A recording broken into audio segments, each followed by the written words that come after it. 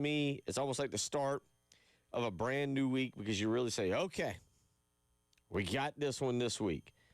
And that's what today is really all about, is that we have Oklahoma on deck, and you and I are going to get into a deep dive on Oklahoma because I don't know what Oklahoma is. I don't know what Oklahoma is coming into this football game. We had an idea of what they were about 2 weeks ago, where I think we would have all said, hey, that's one of the best teams in the country right now. You got a quarterback that's maybe the Heisman Trophy front runner. And then we all saw what happened on Saturday in Dallas against Texas. Say, oh, wait a minute. Maybe that's not quite the team that we thought they were. And again, a lot of that had to do with Mateer and his health and all that kind of stuff. But this went from being a game where I think a lot of people feared, man, Carolina's got no shot at this, to like actually see a pathway where they maybe could win this thing. I don't stand with that group. I've thought Oklahoma was overrated. I've thought all along that South Carolina would win this football game. I said it yesterday. I'll say it again today. I think South Carolina has a great chance to win this football game, not because South Carolina is the better football team, not because South Carolina has better players, not because South Carolina has better coaches. I love where it falls on the schedule. Yeah. And I think that is important. Lord knows we've talked about it. Your scheduling these days, you look at the gauntlet that not only South Carolina goes through, but other teams go through.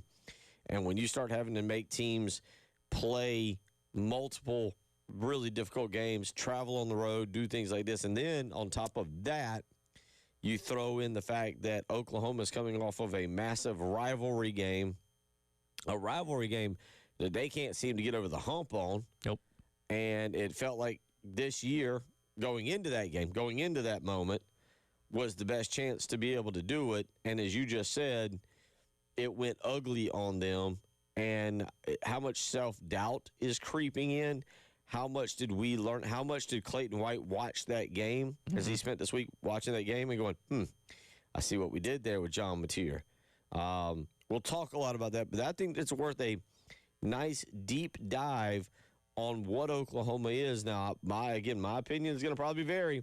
My opinion is going to probably vary from a lot of people, and I may very well have to come in here on Monday and eat a lot of crow and be completely wrong, but I'm very interested to see what this game shapes out like, and you've even got the question on here, and I'm excited to get into this.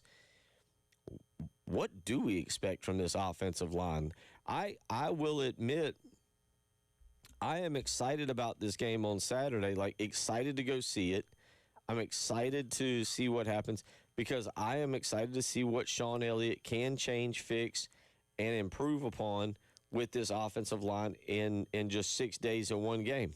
There's always going to be an excitement when something's changed, when something's new, even if it is just removing one coach and moving one coach from one position group to the other, because there's that hopefulness of, okay, well, now this area is going to improve. To what degree, we don't know. But, the fact that, you've made some kind of change, which means you're addressing an issue within your team, gives you reason for hope that it can get better. To what degree, we don't know. But, again, in my 3 years here, covering this program, I feel like, especially once Sean Elliott got here on campus at the beginning of last year, 2024, so many people have been clamoring, get rid of Lonnie Teasley, make Sean Elliott your offensive line coach. I've read that on the text line 1,000 times in the past year and a half. Well, now they've done it, and now we got to see what those results are going to yield. Again, could it work? Could it be the significant difference? I don't know. We're going to have to wait and see, but people have finally gotten their wish, and we'll see how it plays out. Well, the big question's going to be, to me, thinking about this on the drive-in even more, is this a talented offensive line that just wasn't coached properly?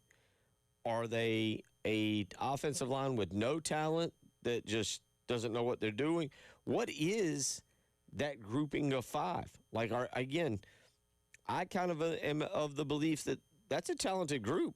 Sure. That, especially when you go by star rankings, that's a talented group that has simply not been put up to their potential. And so with that in mind, can a new voice, a new way of doing things bring them to their potential? We'll talk about that. It's a lot of really good questions. Again, we're going to flip the script today and really get into the Oklahoma game. Patrick DeMarco will join us at 1:15. Patrick DeMarco is never without opinion, and I'll be interested to hear what he has seen through 6 games and kind of what his feel is for the following 6 games and where South Carolina's going.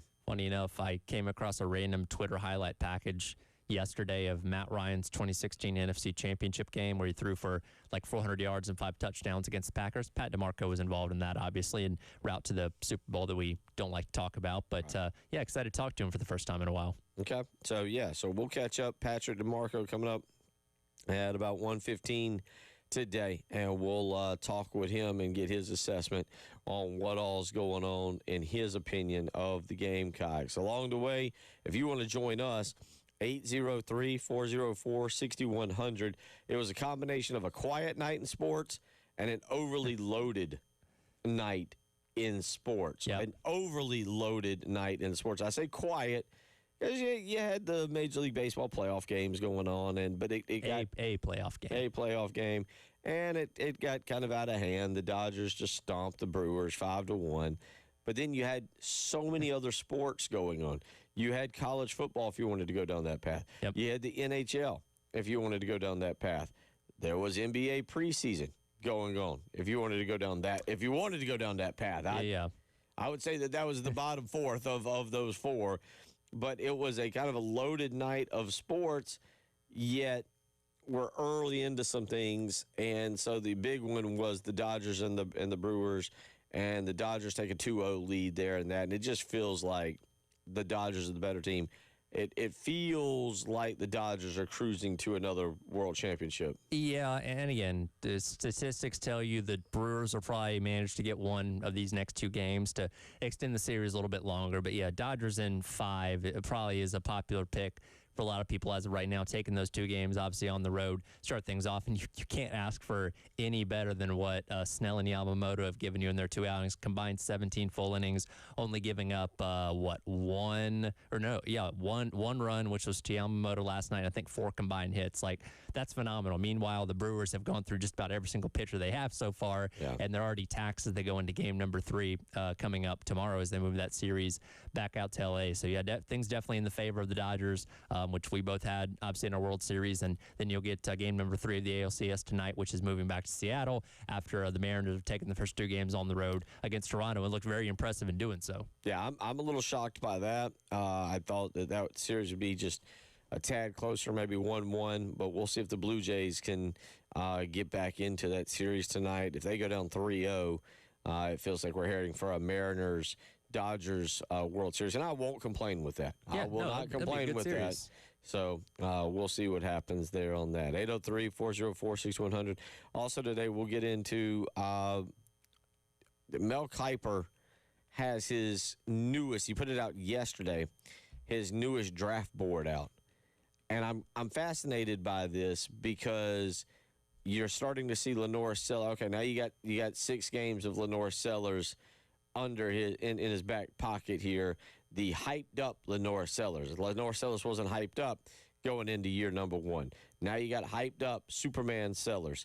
Well, now how do people start to judge him? Remember back during the summer, he was about a top 5 pick. Mm-hmm. How far has he fallen? And is it even a possibility? And you have to ask this question. Is it even a possibility that he would come back for a junior season? Yeah. Everything's on the table at this point because, let's face it, this year's not gone the way that anybody wanted it to go. And Sellers' athleticism and ability is obviously going to be attractive to NFL teams. If they can take Anthony Richardson, right, 4th overall pick, nothing's impossible, right? So even if the numbers aren't what we wanted them to be this year, he can still go very high in the draft. It just takes one team to look at his intangibles, and look, he'll go to the pro day and combine and test out the room just because of his athleticism and ability there. So that can still be really attractive to teams, and obviously we would love to have him back for another year because that would obviously give you a lot of sureness when it comes to your quarterback situation as opposed to where you're going into next year with possibly starting somebody that's unproven. So you'd love to see that, but a lot of football left to be played, and again, he can play himself back up draft boards or play himself down further. We don't know. We'll have to see. Well, it'll all start this weekend. The back half of the season begins. Can you believe it? We spend 9 months pining, waiting, talking, agonizing over the start of college football. Well, this coming weekend, here we are at the halfway point for the University of South Carolina. It'll be game number 7 for the Gamecocks. And we'll talk more about that. Also, the fair going on out there. Have you gone out and gotten some fair food? We're planning to go Friday. That is the Friday. plan as of right now. We'll get off work. My wife gets off at 5 and pop over there and check out what's going on. I know that'll probably be one of the busier times That's to okay. go, but just kind of with how we both work in our schedules, that's probably the most feasible. Jay Phillips was telling you there's nothing wrong with going and catching a little people watching. Oh, yeah. Being a part of the crowd, kind of taking the whole ambiance in that is the fair. And if you go a little after 5, that's good, because what will also happen is if you stay long enough, you'll kind of catch the dusk and the lights coming on. Yeah. And that's definitely a high point of the fair, being able to get over there for that. Yeah, I'm just there for the food. Okay. I know rides are something that I've gotten out of my system as the years go by, so it's really about the food more than anything else for me. Well, the lights are good too. The light, you got it walking around the Midway and having a good time there. But you're right, the rides maybe we've grown out of those a little bit. 803-404-6100. That's how you can weigh in this afternoon if you want to join us. As again, Bill Gunner, Tyler Head, Captain David there. We got a lot to get to here as we're going to start to really flip the calendar here. Let's ask, are you excited to watch the offensive line? What is your thoughts on this offensive line? What do you really, really expect? What are you thinking is going to happen? Do you expect any changes at all? We'll ask you all of that. We'll discuss it. We'll let you listen to a little bit of Sean Elliott also when we come back. You're listening to the Halftime Show.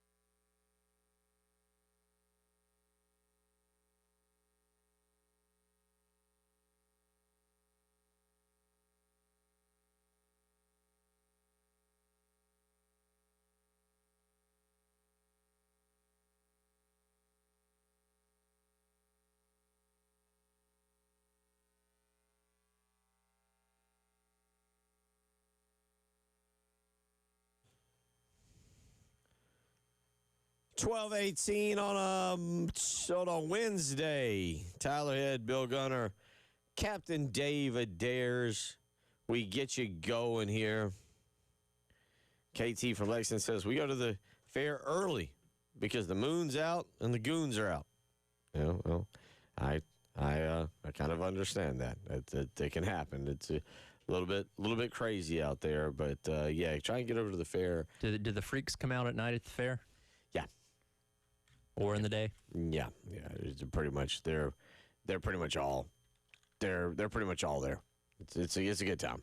It's fun. Look, I grew up going to that fair. I grew up going when I was little and trying to win prizes and impress the girls, the little girls, the teenage girls when I was in middle school and high school. And sure. Hey, nothing's cooler than winning somebody a big stuffed teddy bear. That's right. Couldn't do that though. Sucked at that. Just absolutely was. Well, that's when you tell them the games are rigged. Like they glue the bottles together. Yeah. You know what I mean? Yeah, I was absolutely pathetic at it, and so but no, I wasn't okay. It wasn't that I was anti roller coaster or rides, but I wasn't a huge person who rode around a lot. I think it's one of those things you also have to be careful of. Like, okay, I'm going to go eat this deep fried something. I probably shouldn't get on a ride after this because that combination can end up being bad. Okay, yeah, that's no problem. I will admit I'm going to try and find the right word since we're on radio, but I'm a little dainty. Okay. I'm a little dainty, and I don't like if you get the donut hamburger for say, sure, and the donut's got the glaze on it, and it kind of gets on your fingers. It's and messy. Stuff. Yeah. And I'm one of those people that's like I don't want to have glaze, even if I got to go to the bathroom and wash my hands. It bothers me. Yeah, I'm a sensory.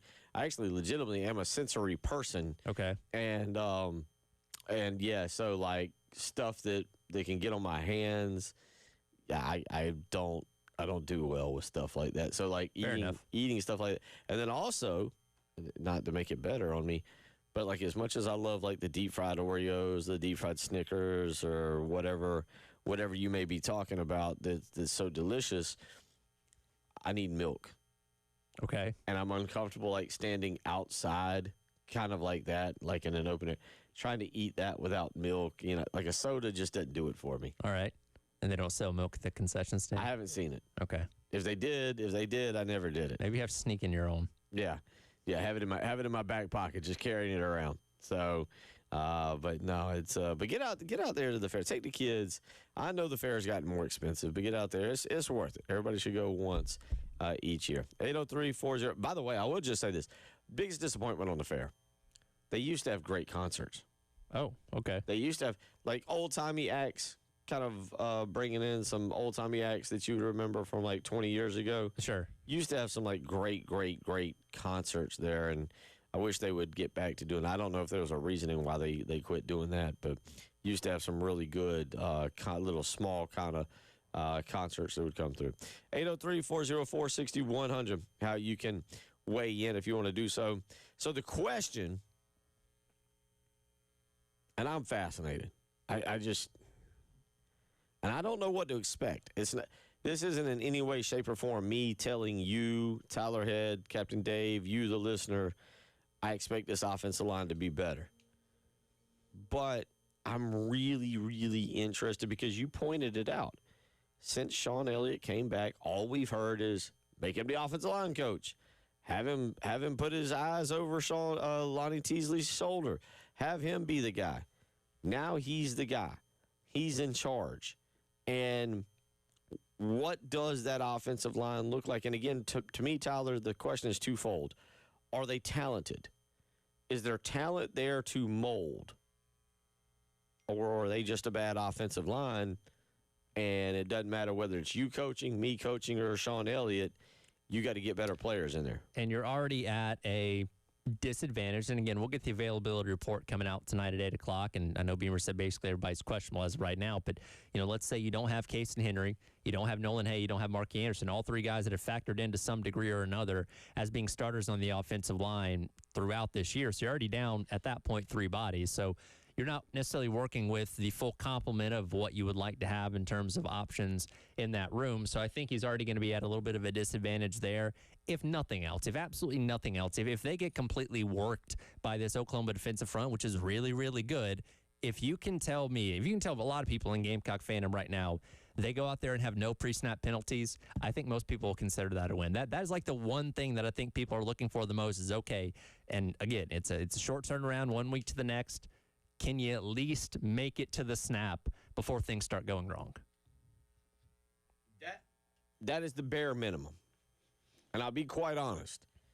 If I go out and I see multiple pre-snap penalties, that really disappoints me. Yeah. And I don't know what I do with that. I don't know if I go like, hey, Sean. I don't know if I go, hey, offense. I think I probably, and if you do this fourth, don't do it as it's happening. And then think about it ahead of time. I probably blame the offensive line. And you probably want to call them goobers or something. Be like, guys, yeah, come on. Like, come on, what are we doing here? But with that being said, I expect that to kind of be fixed. What I don't want to see is, and I'm going to just, unfortunately, because it was just such an awful play, Boaz Stanley at center, snapping the ball, and I believe he looked right, and a guy came from his left and ran right by him. Well, that's happened a few times this year. That happens. And the question becomes, okay, was that him misreading something? Was it supposed to be a combo block where he's going off with somebody on the left or right side to help them out? Or what happens? There's a lot of nuance to playing offensive line. It's not always exactly what it seems, but unfortunately with Boaz Stanley, we've seen that happen too many times this year. It's like, okay, this is clearly a problem where something's going wrong here, and how do we fix it? If he is going to be your starting off, center this weekend, which given how Rodney Newsom started the game last week, I'd say there's a high likelihood that's going to happen. Well, that's the other point. Does Sean Elliott have some kind of sneaky trick up his sleeve that helps the snap? Now, one thing that I don't think he can correct, that I don't think, and this is my concern. There are times, Tyler, we have seen offensive linemen just get shoved backwards. I mean, just like they are absolutely not there. They are nothing more than a roadblock. I'm not being mean or offensive. It seems to happen to Josiah Thompson more often than not, where he ends up on skates. Boaz Stanley would take the cake for second on that list. I don't know how that to me is not fixable. What is fixable is the two things you've now talked about. All right, can we stop the pre-snap penalties? Two, can just the communication technique and the scheme come together to where you don't have free blitz? This is where Oklahoma excels. And what Brent Venables is going to do, he's going to move guys around. He's going to have 3 or 4 guys on one side, and then some guys are going to loop around. They're going to play a stunt or a game. You're going to have a linebacker coming from the other side. That's where Brent Venables excels. What can you do to have your guys semi-prepared for that so that more often than not, there's not a free rusher coming at LaNorris Sellers? Although I will say real quick before you answer, there are times I think a one-on-one free rusher is when LaNorris Sellers is at his best to be able to break away. I was going to say, you kind of like your chances with 16 being able to duck out of that and make something happen with his feet, given what we've seen, over the past year and a half of his ability to be able to do that. But you're right. The specifics of the actual blocking are things that change in off seasons when it comes to development and really focusing on the fundamentals. In a short week like this, where, again, a lot of your focus is preparing for the next opponent, I really don't know how much Sean Elliott can get in there and do and say, hey, Josiah, here's what you're messing up. Here's what you need to do differently. Let's work on getting that better. I just don't think you have time for that right now. A bye week coming up in a couple weeks, once again, before you go on the road to A&M, maybe have a little more time to focus on those kind of things. But for a quick turnaround like this going to the Oklahoma game, I just don't think there's enough time to really significantly see changes in how you're going about doing your run and pass blocking. No, and I'll go to this with Travian Robertson. When he came in, if people remember, he came in after spring practice. So he didn't get those 15 spring practices to really do the fundamentals, the things that he wants to preach and teach, and maybe some of the little small things that he likes to really be able to do. And then when you go to fall camp, And yeah, he's able to get it in a little bit, right? But basically, you're starting to prep for the season. You're trying to build a depth chart. You're trying to get you guys ready for whatever that opening game was. And it wasn't really until we saw Travian Robertson get a full spring practice under his belt to really, I think, implement the way he likes to coach. Granted, it helps when you have three guys like T.J. Sanders, Alex Huntley, and I'm blanking. Who am I blanking on? T.J. Sanders. Oh, and Tonka Hemingway. Tonka. Last year, plus DeAndre Jules. That man, look, that helps. That helps absolutely tremendously. But what can Sean Elliott? How long does it take Sean Elliott to impart his wisdom, his true wisdom, and the fact that also he's been on staff, and I can't help but wonder. You can't help but wonder, because occasionally he reached over and been like, no, Yeah. Does he have a notebook of ideas of how he can improve things on day one? We don't know. We'll see. 803-404-6100. Again, coming up in about 45 minutes. Patrick DeMarco will join us when we come back, get back into a little bit of South Carolina football, and we'll talk about Oklahoma. Where are they now? Where exactly is this Sooner team? Who is South Carolina facing? You're listening to the Halftime Show.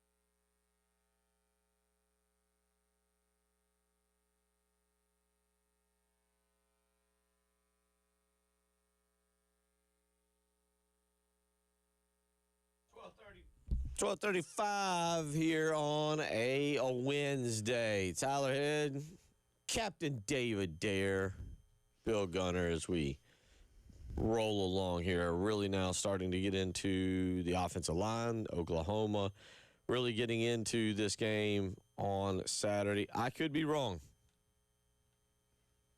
I could be wrong. I could be very wrong. On Monday, I could come in here and everybody can call me out and tell me I'm a more so than you already do. Tell me I'm a moron. Tell me that we don't know how you got this job. You can feel sorry for Tyler. Be like, Tyler, I don't know why you got to work with this guy. I feel good about this game. It's a situation almost similar to where I think Texas was last week, almost being written off and then bouncing back. Sure. Yeah, no, and when you couple in the fact that Mateer is not at full health, and we talked to Chris Blank yesterday, and he said he was a better participant in practice this week than he was a week ago, so he's working to get back to what he was, but you can't ignore that poor performance he had on Saturday and think that he's suddenly going to have he's not a bad passer. No, well, his the comparisons early on in the year were Johnny Manziel, right, where he could pass when he needed to, but his ability is to improvise and extend the play, make plays with his feet when he needs to, that kind of stuff. You know, kind of a poor man's Johnny Manziel, and you just didn't see that a lot on Saturday. He was under constant pressure from that pass rush of Texas, and South Carolina's got a pretty good pass rush themselves. So you see a blueprint of how you can have success against him. Mateer, for the record, 64% completion percentage. Again, he's not. John Mateer is not going to come in here and rip you up through the air. 6 touchdowns. Now, he threw 3 on Saturday. I get it. 6 touchdowns, 3 interceptions. Let's get out to the phone lines here. Bobby has waited more than patiently. And, Bobby, I apologize for not seeing you sooner. How you doing this afternoon? What's on your mind? Hey, Bill, man. I hadn't talked to you since you came back. Just glad you're back. And I never thought I'd hear the day when someone said Bill Gunter was dainty. But you did it, so I guess we got to roll with it. Well, yeah, my family will tell you, me, like growing up eating chicken wings, I would actually take a napkin and wrap them around the bottom of the chicken because I didn't want the sauce. Are you a pizza blotter with the grease on pizza? No, I'm not on that. No. So yeah. Hey, there's nothing wrong with a little neatness, man. I mean, this world could use a few less germs, that's for sure. Thank you. Yeah, you know. Here, I did want to ask you something about Lenoris, too, since you guys were talking about in the first segment. But as far as, like, the OU, here's what concerns me. You know, Texas obviously had a bounce-back game against them. You know, big difference. Texas has Steve Sarkisian calling plays, who I know they've had a disappointing season this year, but he's generally regarded as one of the best play callers in college ball. And obviously we got who we got. We got Mike Shula.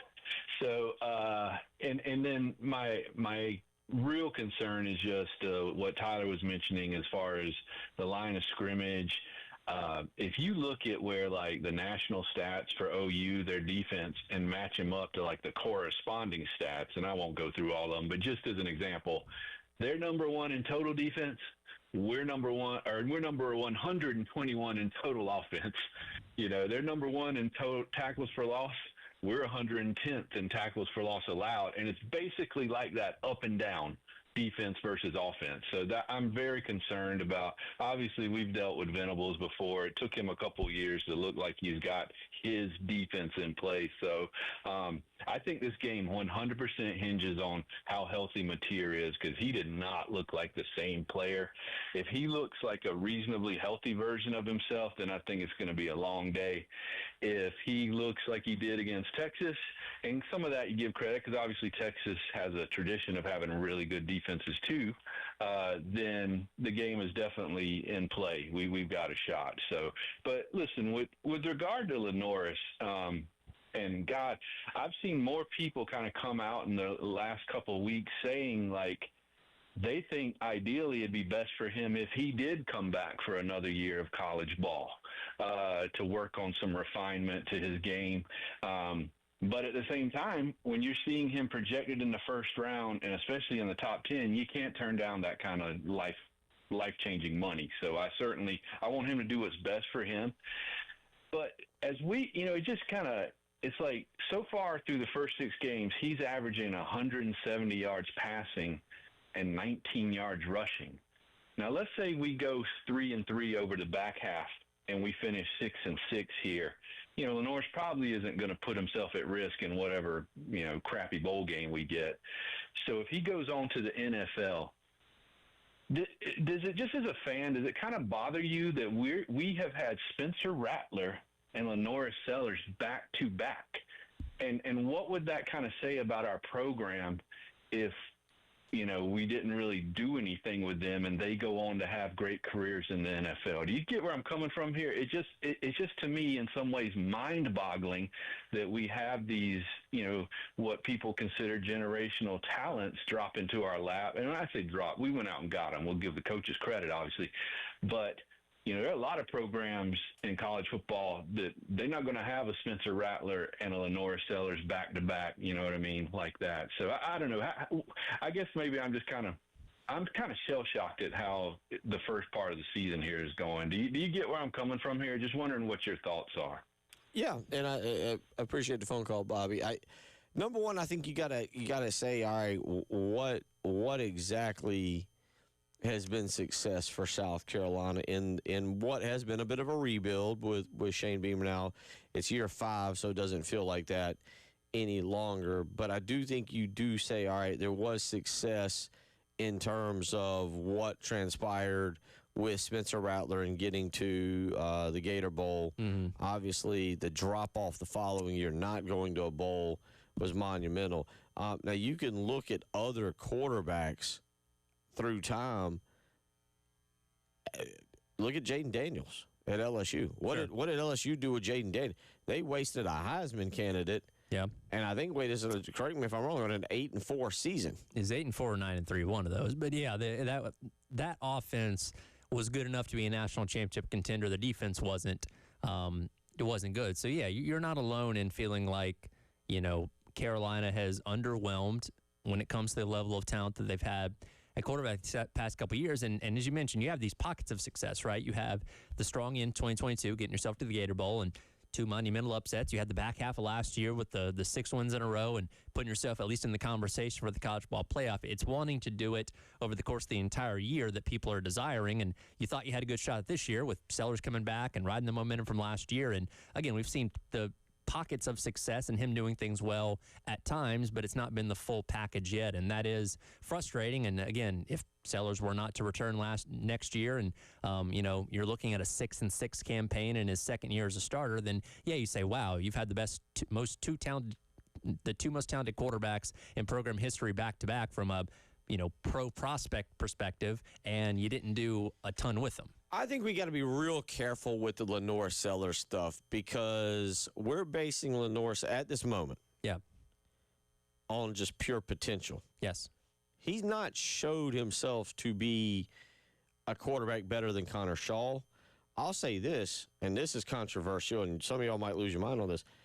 He's not showed me to be a better quarterback than Dylan Thompson. And now, is he physically better than old Crazy Legs Thompson? Sure.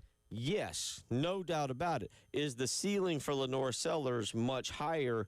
Yes, than Dylan Thompson. Now, you want to get into the debate of who was around whom and how it all transpired and who the coaches were. But LaNorris right now is still built on what he could be in potential. And that's why I put the caveat of based on how the next level of football looks to you. Again, Spencer Rattler was your highest drafted quarterback ever. Sellers, as we talked about, is somebody that's being looked at still as a first rounder. So the upside potential of them very, very high compared to what you've had in years past. And again, like you said, he's not proven himself in the same way in his college career as those guys, which, again, hopefully there's still time to do that, but we're still waiting and see. 803-404-6100. We will get back into that Oklahoma stuff as there's a lot to get to today. We kind of really turned the calendar. You're listening to Tyler Head, Bill Gunner, Captain David Dare. It is the Halftime Show.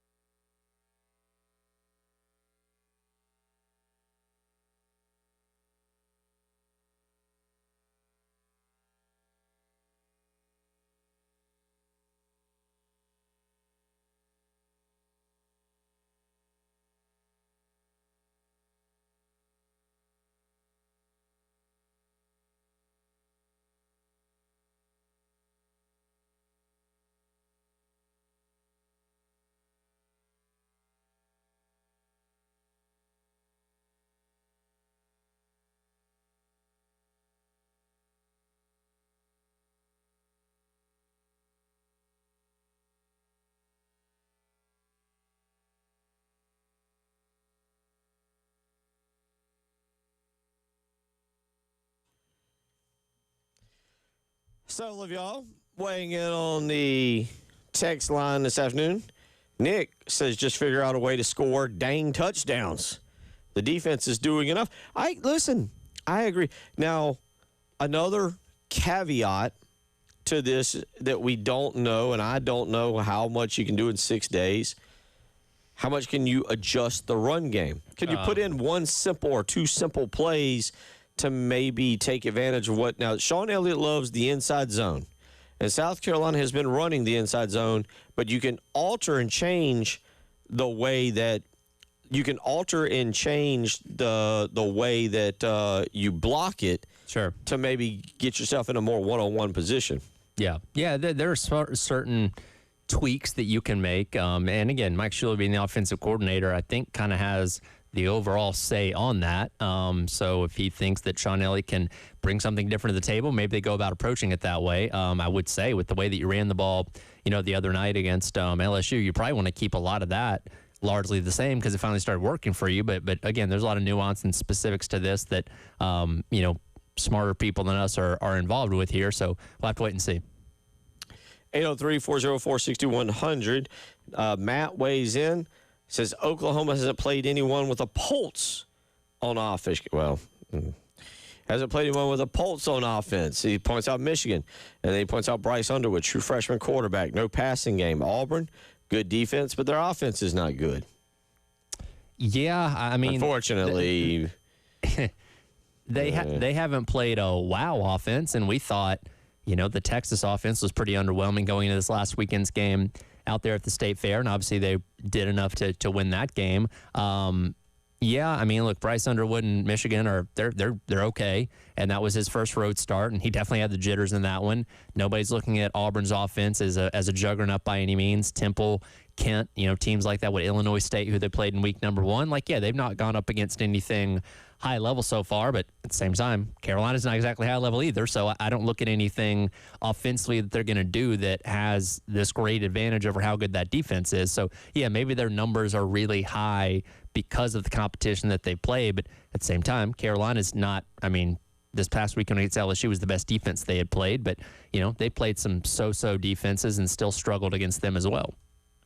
803-404-6100. Let's get to another text here. Texter weighs in and says, quick fix to our pass blocking problems. Just have them called the old childhood game called Red Rover. It'd be a lot easier than what we're doing right now. Nothing's off the table, I guess. Let's get to one more here. Jacob goes in. I don't expect much difference in the offensive line this weekend. Who are we? We are who we are. I like Elliott, but we are also near the bottom of the SEC in sacks allowed in the last 5 years at 29 per average. But let me again go back. Let me go back to this. This is where I legitimately kind of, what is the talent level? On paper, this is supposed to be a talented offensive line, right? Josiah Thompson was 5 stars. Tree Babalade was 4 stars. Trovon Ball was 4 stars. Can't really speak to the 2 transfers on the interior. But they're experienced. They bring that to the table. Yeah. Which that's valuable. So, with that all being said, I don't like, is it, if you believe that there, and I do, by the way, if you believe that there is talent there, and Shed Surratt, we'll find out tonight. I'm going to go out. I'd say probably. I'm going to go out. But if you believe there's talent, I'm not saying that they're magically going to come out and start just running over everybody and look like the old, what was the Redskins? What were those, the Hogs or whatever? They're not going to come out and start just dominating Oklahoma. Yeah. But if you do believe that there is a certain modicum of talent on this offensive line, I think you also have to kind of go with the opinion of, we could see a little bit of improvement this week. The easiest improvement would be not jumping off sides. Sure. You have the belief that there is a ceiling of space to improve on, right? Because of what the upside potential of these guys is. Now, can Sean Elliott get all that out of them in 1 week? Probably not. But as the season wears on with 6 more games to go, can you see those improvements as you get towards the end of the year? We say, okay, wow, the offensive line where we were at after the LSU game is a night and day difference from where it was at, after the Clemson game or whatever. Can you see improvements as the season goes along? I think is kind of the biggest measure of what the success of this tenure, whether it be interim or long term, of Sean Elliott as the offensive line coach will be. I think long term now, will Sean Elliott become the greatest offensive line coach in the SEC? I don't know about that. Yeah. But do I think that there's going to be strides forward? And do I personally think there will be strides forward on Saturday? I do. And that's why I'm kind of excited to see the game. Also, by the way, I'm excited it's a noon game. Hour 2 on the way.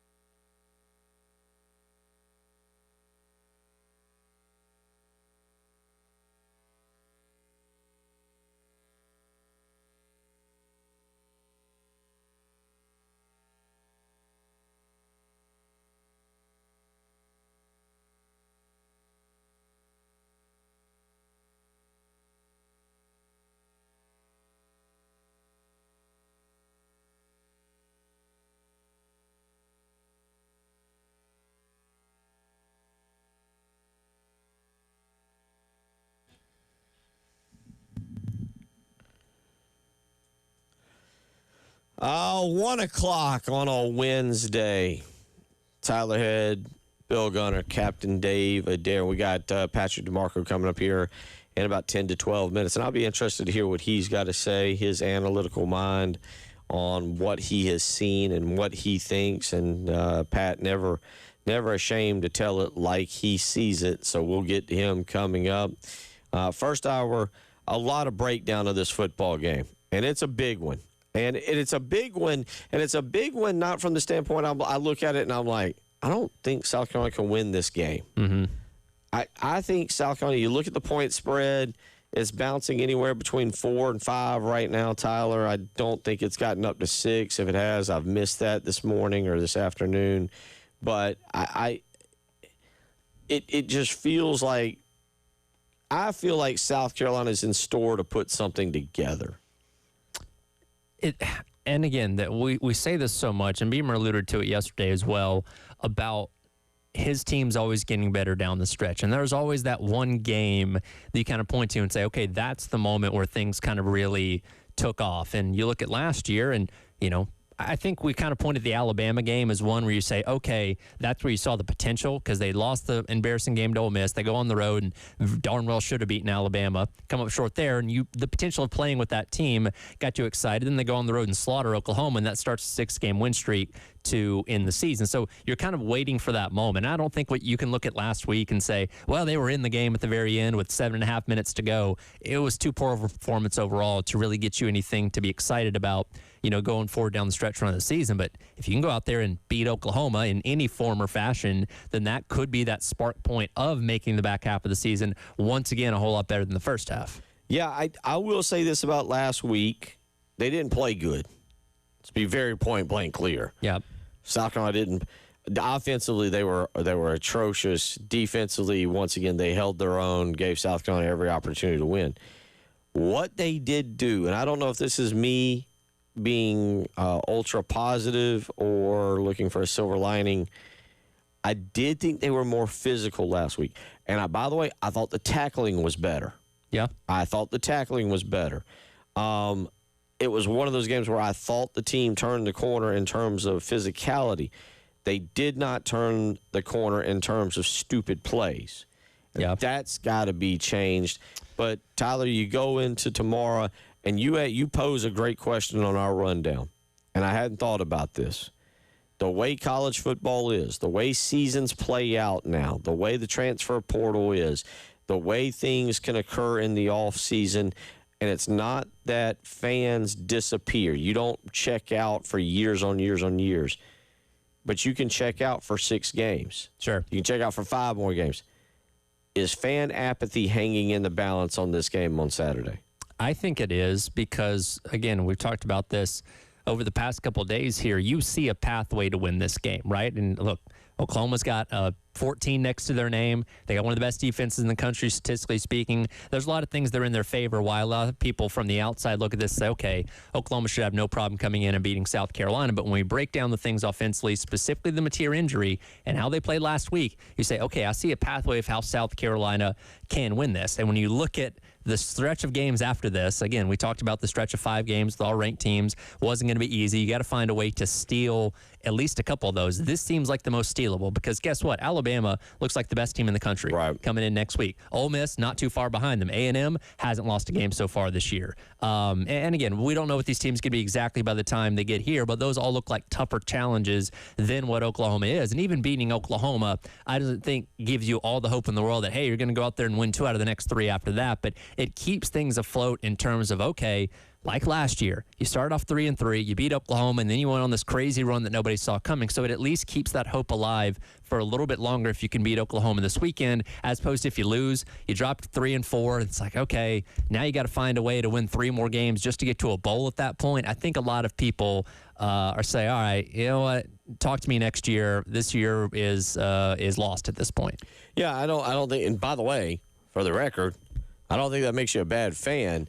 I do think Tyler brings up something very interesting, and it's just how we are naturally. You want to stay invested. You want to have a reason Monday through Friday to discuss the game and get excited about it and say, I think we can win. I think we can do this.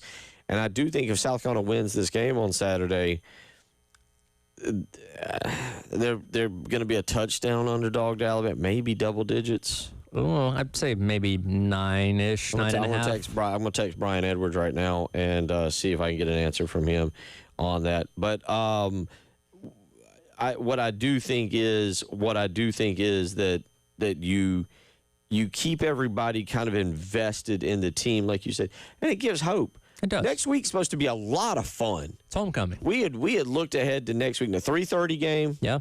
Tyler, I've never really given you my rant about the early games. I love the early games. Yeah. I love Saturday. Count me in. It's going to be beautiful. It's going to be great weather. I believe it's going to be great weather. Yeah, it's going to be like mid-70s. Like we're in a nice little pocket of sunshine and like 75 to 80 degrees for the next week or so, and that'll be the same case on Saturday. But I think it's going to be phenomenal. It's going to be a nice day to be outside for the actual game itself. And I'm one thing Shane Beamer's done, Tyler. One thing Shane Beamer's done in his tenure is he's kept this team rallied. Yes. They go and they get smoked by Florida. What, 2022, sorry. Yeah. I mean, there's no reason. Let me go back. 2021. I was out in Vegas for this. They go to College Station and they get obliterated 44-14. And really, quite frankly, it wasn't that close. And they come back and they beat Florida and they beat Auburn. And they had they couldn't quite close the deal. They get bowl eligible. 2022, again, you lose to Missouri as a ranked team at home. You go on the road to Florida, you can't score a touchdown. Thank you for the punter, for Kai Kroger, for throwing a touchdown. You get absolutely annihilated. I sat here on that particular Monday morning and said that Shane Beamer is on the verge of losing all the good vibes he has because of Marcus Satterfield and that he's in trouble and you got to make a big decision here because of how bad that was. And lo and behold, 63 points later, South Carolina has pulled the huge upset of Tennessee, and then lo and behold goes to Memorial Stadium and knocks off Clemson. Yep.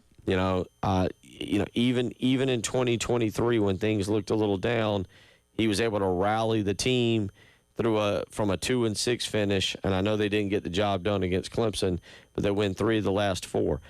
One of Shane Beamer's superpowers seems to be when this team is fully with their back to the wall, they come out swinging and they back their coach and they back their teammates. You have to get the gettable ones, though. And again, when you look at this 5-game stretch, starting with LSU and that ends with with A&M coming a couple weeks in terms of ranked teams, this seems like maybe the most gettable because of the inefficiencies that Oklahoma is having on offense. We talked to Chris Plank yesterday. They're ready to run Ben Arbuckle out of town for how poorly they played against Texas last week. This was a guy that 3 weeks ago they were like, yeah. He's the next head coach of somebody. Exactly. So, LSU had their problems, and you didn't get that one. So, of the 4 games you have left in this middle stretch, this one seems like the most gettable. And, again, it may end up being a 10-7 final score, but you feel a lot better about this one than the next 3 you have after that. So, you got to come out of the gate and be able to get this one to put yourself in position to make those other games worth something. You know what I mean? And again, I don't know what's going to happen, but it does kind of feel like that fan sentiment is teetering a little bit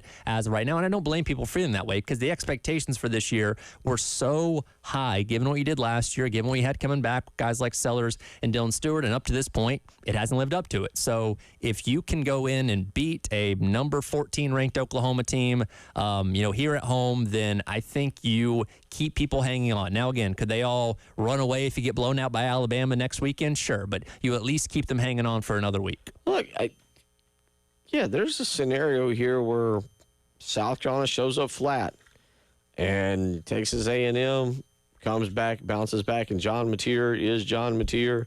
And this game's 24-0 at halftime because South Carolina can't score. Yeah. And the stadium's half empty. And everybody's over at the fair by halftime. Yeah. The fair is picked up. Listen, there's a lot of possibilities with this game on Saturday, and we'll talk more about that as we roll along here. By the way, Brian Edwards responding. He says it is not out yet for the South Carolina Alabama. I will be interested to see what that would be because of the fact. Yeah, you're right. You look at this one, you win this one, and even if the Lions say 10. let's just say Alabama's favored by 10.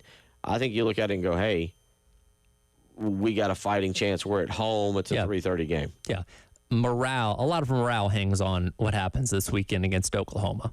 803-404-6100. We'll come back. Patrick DeMarco will join us, and we'll get his unfiltered take. You're listening to the Halftime Show.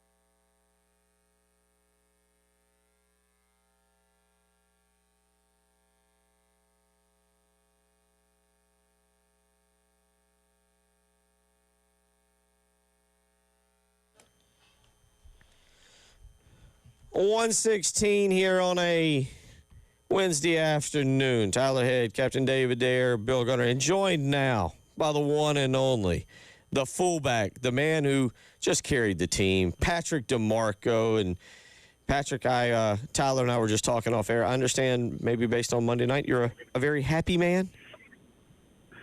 Yeah, I mean, I was very conflicted, right? I mean, played 4 years at each. But my buddy who works for the Falcons was the one who supplied the tickets, and I sat with his dad, so I respectfully wore Falcons gear. My son, on the other hand, Weston, he's 9. He was very confused. He wore a Matt Milano jersey and a Falcons hat. But we had a good time. That's good to hear. Hadn't talked to you in a while. Good to hear from you, Patty. I was very excited to see our Falcons do what they did on Monday night. How awesome is Bijan Robinson, and would you have loved to have blocked for that guy? Oh, my, you don't really need a block for him. He can make everybody miss. He would have made my job really easy. But it is crazy. His game is the dynamic of so many different guys. Like, he had foot quickness like Devontae Freeman. He has power like a Steven Jackson. He has catching ability out of the backfield like a Tevin Coleman, and all guys I've played with just in Atlanta alone. But I mean, his top end is unreal.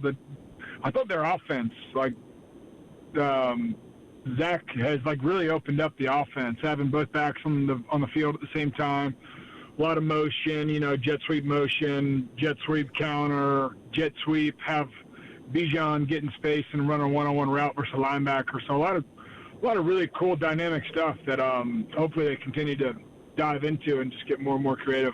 Well, certainly a good night for your Falcons. A little rough night for your Bills, but that's all right. Somebody's got to win and somebody's got to lose.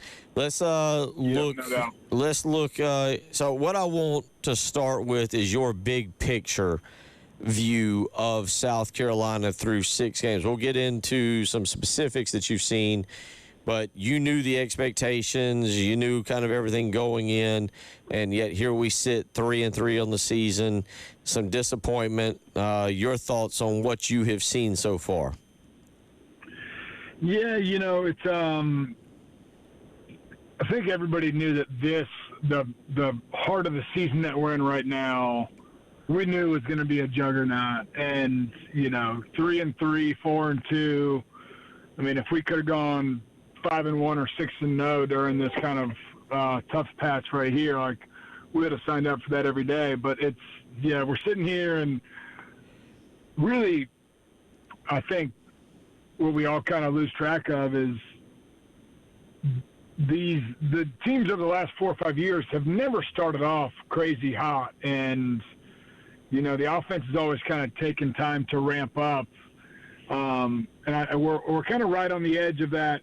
When is the offense supposed to pick up? Because Clayton's defense has consistently played well, forced turnovers, scored touchdowns, has won games for us.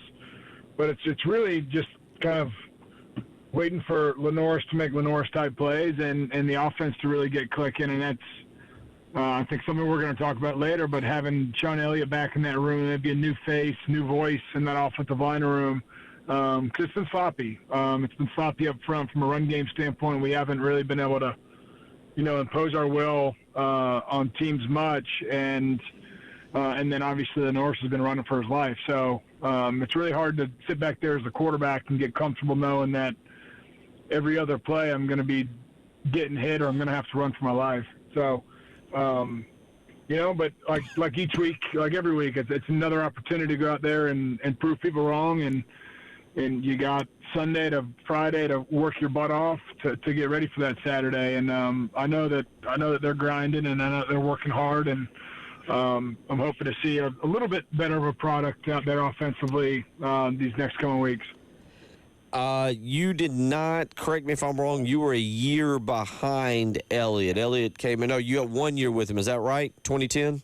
Yeah, I was with there, and he is just a beautiful psycho. Good way to put it. He's, I think he is, like, all the things that he did at Georgia State, that doesn't happen by accident. He's an incredible person, an incredible coach, an incredible motivator. But I think the coolest part about him is, like, just his, like, you want to play for a presence like him. Like, you want to go out there and put your body on the line and do whatever it takes to win for a guy like that. And, you know, it's a different era of college football now compared to what it was back when I played, or even 5-6 years ago. Money changes things. It always has and always will. So hopefully he can kind of rewrite that script and really get these guys playing, not for a paycheck, but because they love the game. So let me ask you, the 1 year you saw him and his run game concepts, how different have they been from the run game concepts you've seen through the first 6? Are they very similar, or have you noticed a lot of stuff that's been occurring that's not really up Sean Elliott's alley? I mean, I think it's a blend. I think, like, you have the staffs nowadays are so big, right? I mean, there's, you know, Lonnie Teasley was there, Greg Atkins was there, Sean Elliott's there. Obviously, Mike Shula has a run game. Like, you have several people that have been in a lot of different systems that have their go-to type plays. So I've seen a little bit of Sean stuff, but it's definitely been a blend. And, I mean, Georgia State was one of the top running teams that running the ball year in, year out, every single year. And that was a blend of quarterback run. That was a blend of having 2 or 3 really good running backs at Georgia State at that level. But I think what you'll see is, like, he's very creative in a stance of trying to create space and create alleys and finding a way to add a gap, make a defense defend a gap that they didn't know they needed to defend pre-snap. So there will be a lot of inserts. There'll be probably a little more quarterback run game. And then obviously the things that you can do with Lenoir, making him leave the pocket and the RPOs, keeper game, all that stuff. It really opens you up. And I think he's going to attack from a run game, and the, you know, RPO game is in essence part of the run game, but he's going to attack every inch of the field. Again, talking to Patrick DeMarco here on the AAA Heating and Air phone lines. And he's obviously not a new coach to the team, but he's now moving into a new room full-time with the offensive line. I don't know if you've had personal experience with mid-season position coach changes, but what can a new face, a new voice leading a room like that do to really change things in the short term, like you're trying to do over the course of the last 6 games of the year? Yeah, I mean, I think the biggest thing that he's going to harp on, and I'm sure that the entire staff is, but, like, there's a standard here at South Carolina, and that is, like, to sell out for your teammates for 60 minutes, whether it's 50 plays on offense, 80 plays on offense, 100 plays on offense. Like, the standard is to leave it all on the field. And so I think kind of changing that mindset and that demeanor and, like I said, motivating these guys and putting them in positions to succeed. Because when you start feeling the success, like, you start to get more confident. When you get more confident, you feel like you can't be beat. So it's all those things that, you know, not having success early in the run game has probably affected it still to this day. So hopefully he can help change that script and change the demeanor and bring an attitude to that offensive line. I know one thing that, like, when you look at today's world in the recruiting world, it is it's always surprised me how much offensive linemen like the recruiting process. Like, to me, like, all the guys that I've played with at Carolina, and even there's a few guys in the NFL, like big personality guys on the offensive line, but most of them just like to quietly go assassinate people. Like, they don't need the attention. They don't need all the glitz and glamour. They just want to go put their hands on you and try to bury you. And in today's world, everybody wants to be known, wants to be seen. So I think getting back to the world where the offensive linemen don't have to be their center of attention and they can just go work in silence and be that underappreciated guy that knows he did his job and did it at a high level, and his teammates appreciate him. And obviously the running back and the quarterback take care of him. I would love to see that. I know you only had the 1 year crossover with Elliott here at Carolina, but where does he rank in terms of most intense coaches you've been around? Shoot, he's up there. He's way up there. Probably as high as you can get up there. But he's just a passionate person. The way he coaches, I mean, I'm watching games now on TV or from the stadium. Like, you can see the veins popping out of his neck while he's coaching. Like, he's just an intense. He brings the energy, and I think that and I think he can confidently do that because he works so hard throughout the week, and he masters the game plan, and he knows exactly the run game. He knows the protection world and all that. So I think that hopefully his passion and his intensity rub off on that room, because that is the room. Like, you win and lose games in this league up front, and I would say we're playing at a high enough level on the defensive side up front to win games. On the offensive line standpoint, like I think there's room for improvement. I think he's going to get the most out of these guys. Patrick DeMarco joining us, about 2 minutes left. What have you seen from LaNorris Sellers through 6 games?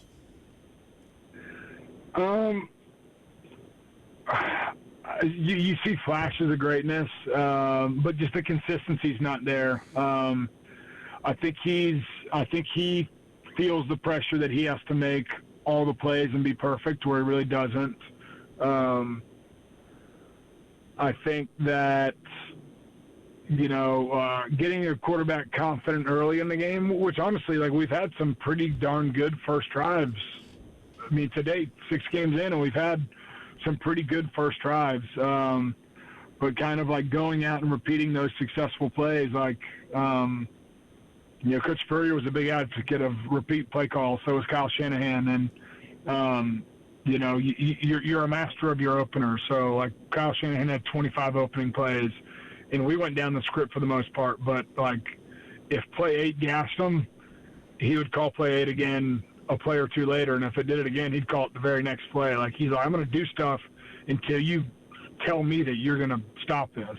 But one thing that's been, and I mentioned this on another radio show, but the way that he's been running the ball on, like, he just runs so different on a design quarterback run than he does on a scramble.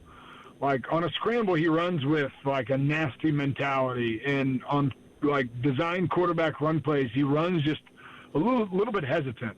So I would love to see, like, you have a guy like that. You want to run him. You want to get him involved early in the run game, RPO, breaking the pocket, like that. Those are strengths of his. So I just would love to see him play free and play with a confidence that he can't be touched, because, I mean, that's the type of player he can be. Pat, we appreciate it, buddy. We will definitely catch up with you soon in the future, and hope you have a great rest of the week. Awesome. Thanks, guys. Go Cox. Take care. Patrick, Rise up. Patrick DeMarco. Yeah, rise up. We'll be back and discuss more of that. It's the Halftime Show.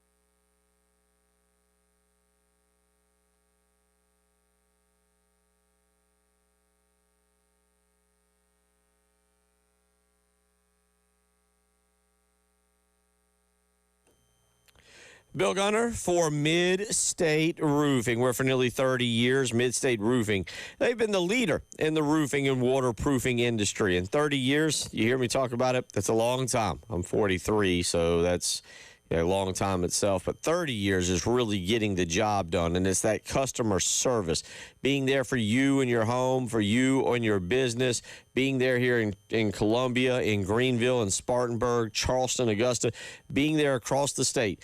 This is why Mid-State Roofing continues to be the leader. And not only that, but they are there for you 24 hours a day, 7 days a week. Just give them a phone call, 803-356-1919. Again, it's 803-356-1919. You'll speak with an on-call technician or a Mid-State Roofing employee. But what you got to do is make the phone call. If you've got a leak, let Mid-State Roofing take a peek.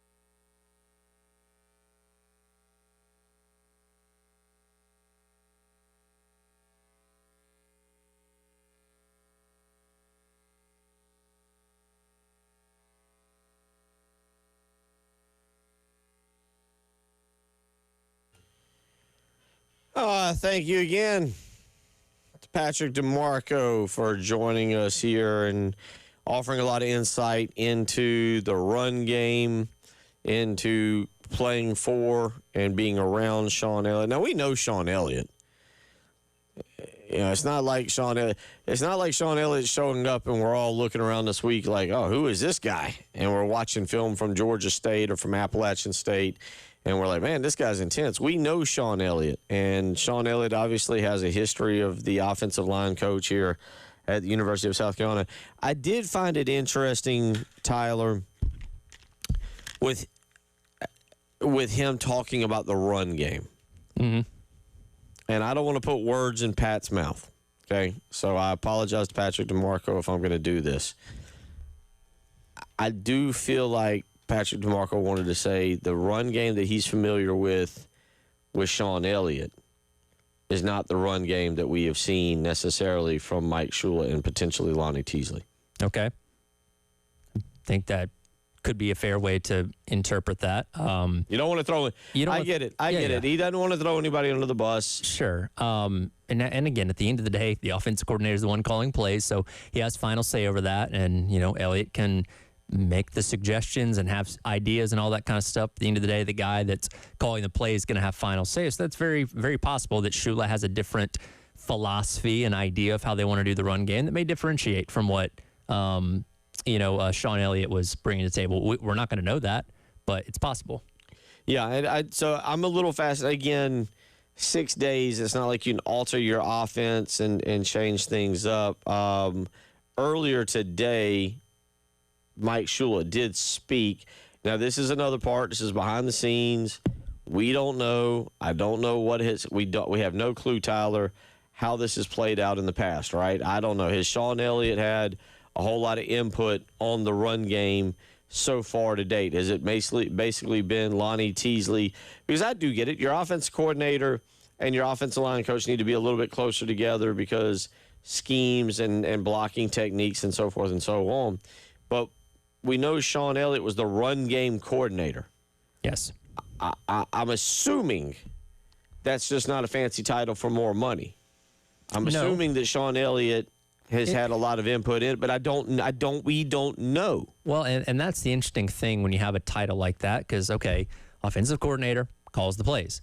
Running back coach is in charge of the personnel that's on the field, and that goes back to Saturday night when, again, Matt Fuller didn't get a touch until the third quarter, well into the third quarter after he had a 72-yard touchdown run at the end of the first. So, again, that's Markel Blackwell's job to determine who's on the field at what time and what packages and stuff like that. So I'm assuming the run game coordinator is more of the scheme type of thing, of the idea of what you're doing when it comes to running the ball. And again, there's a lot of nuance to that we're not going to know specifically because we're not in the meetings, but that's kind of how I interpret that, is more of the philosophy of how you run the ball. And that may be something that's done more during the week than anything else, to where when you're actually in, because again, he's tight ends coach too, or has been the tight ends coach, to where his job on Saturdays revolves a lot around the personnel of who's on the field for tight ends. So I don't know on actual game day what his role in the run game is.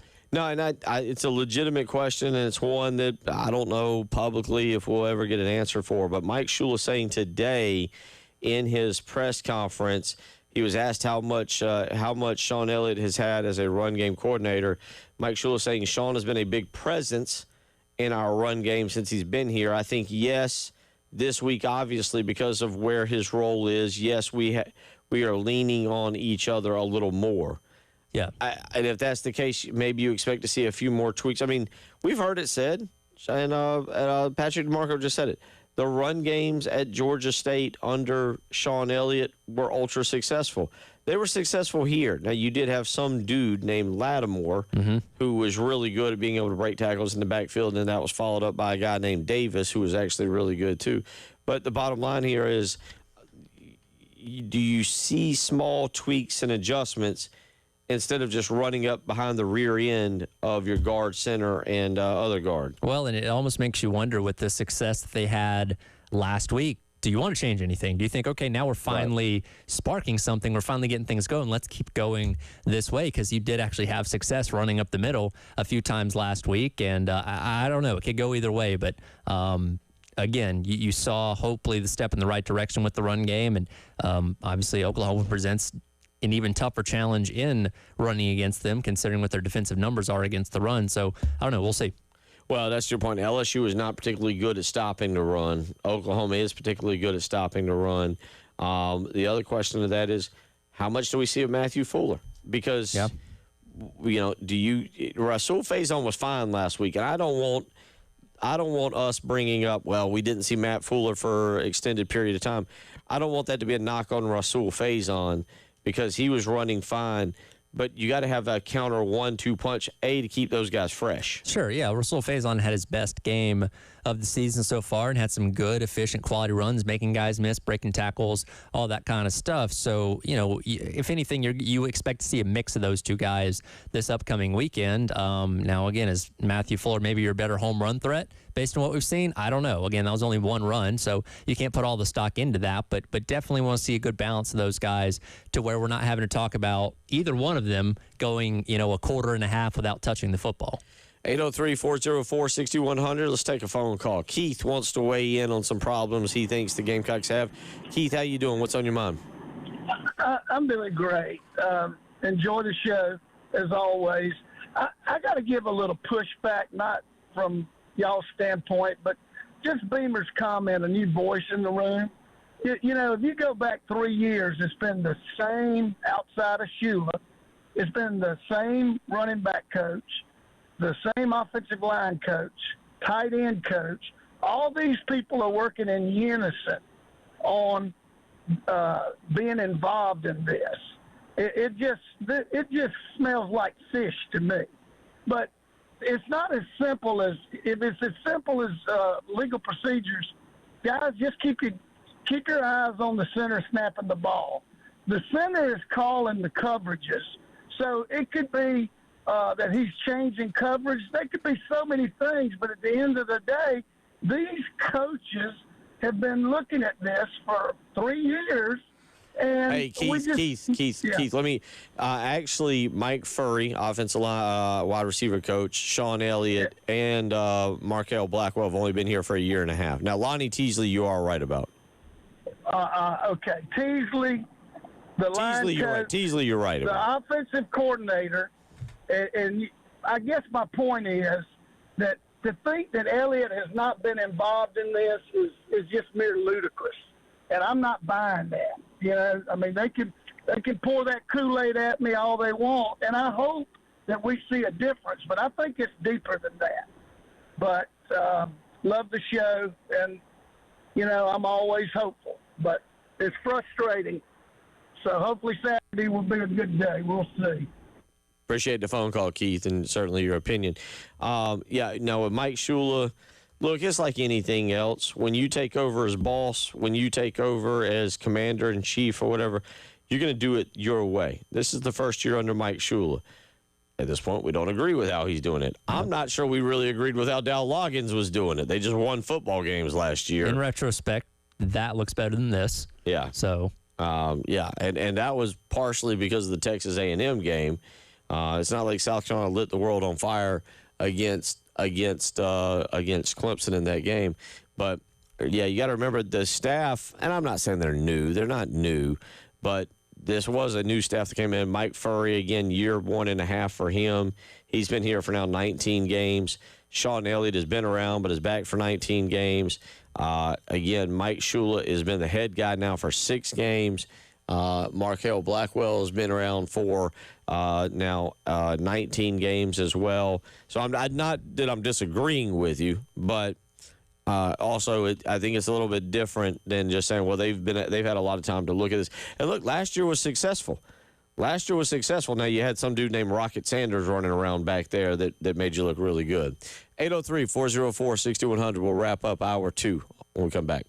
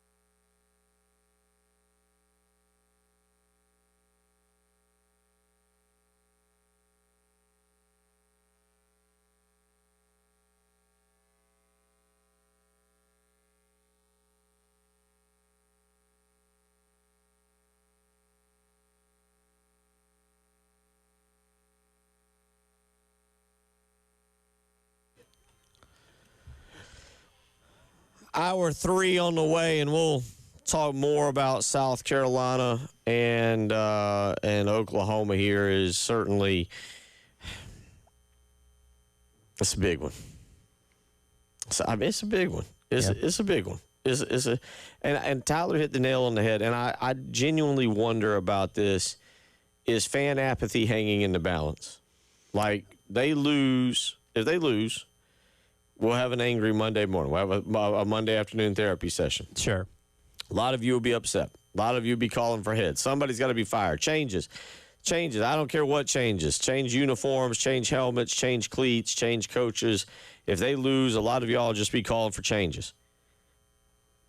After that, I don't know. Yeah, when the anger wears off, that's the dangerous part, because then people just say, well, I don't care right now. And look, we saw a lot of that 2 years ago when they ended up missing a bowl game, and credit to them, as Beamer brought up yesterday. Yeah, they won 3 games in a row and put themselves at least in position to make a bowl game if they had beaten Clemson last time they visited here back in 2023. But unfortunately, by the time you got to that point of winning those 3 games, you were 2-6. And a lot of people, and I can see it in the interactions we have with our shows, people that call, people that text, the people that are watching our live stream, you can see how the numbers decline when you're in a position like that. And I am afraid we're almost to that point that if you do drop to 3 and 4, given what's coming in the next couple of weeks where the optimism is not going to be very high, I think you would have a lot of people say, you know what, I had high hopes. This season wasn't what I wanted. Talk to me next year.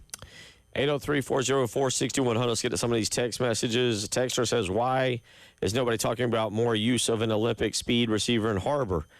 Look, he's being covered, man. You can't throw it to him. He's been open at times. He had a drop on Saturday night, I believe. I think so.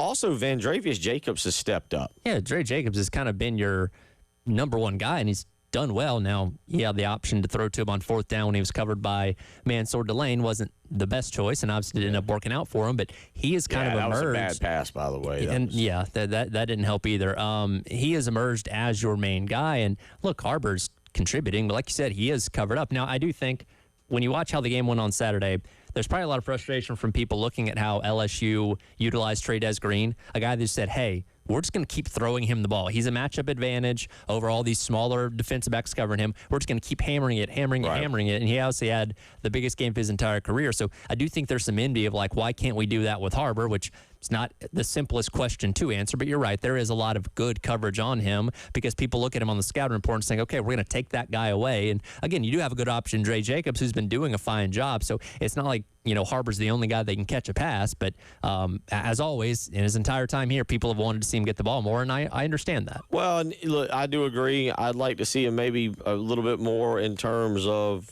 some jump ball situations. Let him go up. I mean, he high points a ball exceptionally well. But to me, there's a lot of negative to this football season at this point, especially when you're 3-3. But there's a lot of positive. One of them I've mentioned constantly is the defense. Another is I do think the wide receivers are coming along. Brian Rowe is another guy who is slowly starting to come along. I want to see more of Donovan Murph. He's kind of disappeared a little bit. But Vandrevius Jacobs and Nick Harbor are developing into a 1-2 punch. And it's not just as simple. It's not just as simple as, hey, Nick Harbor's got world-class speed, run him long. Well, you don't have enough time for Sellers to sit back there and let those plays develop either. So, but I think he's been utilized well. I think he's done fairly well. Another texter comes in and says, more concerned with pass protection than run blocking since Sellers has pressure on what seemed like every drop back last week. 65% to be exact. I'm with it. Listen, when Lenore Sellers has time, he's been solid. And South Carolina receivers are getting open. Sure. They're getting open. But he doesn't have time to find guys that are getting open. That's important on Saturday. Jerry weighs in. Do you think it is possible Sean Elliott could end up as offensive coordinator at the end of the season? Never say never, but I would be surprised. Has he ever called plays before? I don't know what his exact role was at Georgia State. Okay. And I know that he had a hand in the pot when when it was Steve Spurrier and it was G.A. Mangus and it was Steve Spurrier Jr., and that whole group. I know that his hand was in the pot, but he wasn't the guy making the official call there at the very end. Okay. So, I do I see that happening? No, I don't. But at the same time, I don't know how many more games you can go where the offense can't get over 21 points. Yeah. And what's the worst that's going to happen? You go to scoring 10 points a game? Against this defense, maybe. Yeah. We'll see. So 803-404-6100. Hour 3 on the way. We'll get into some Penn State stuff. Tyler's got a breakdown you're going to want to hear. It's their halftime show.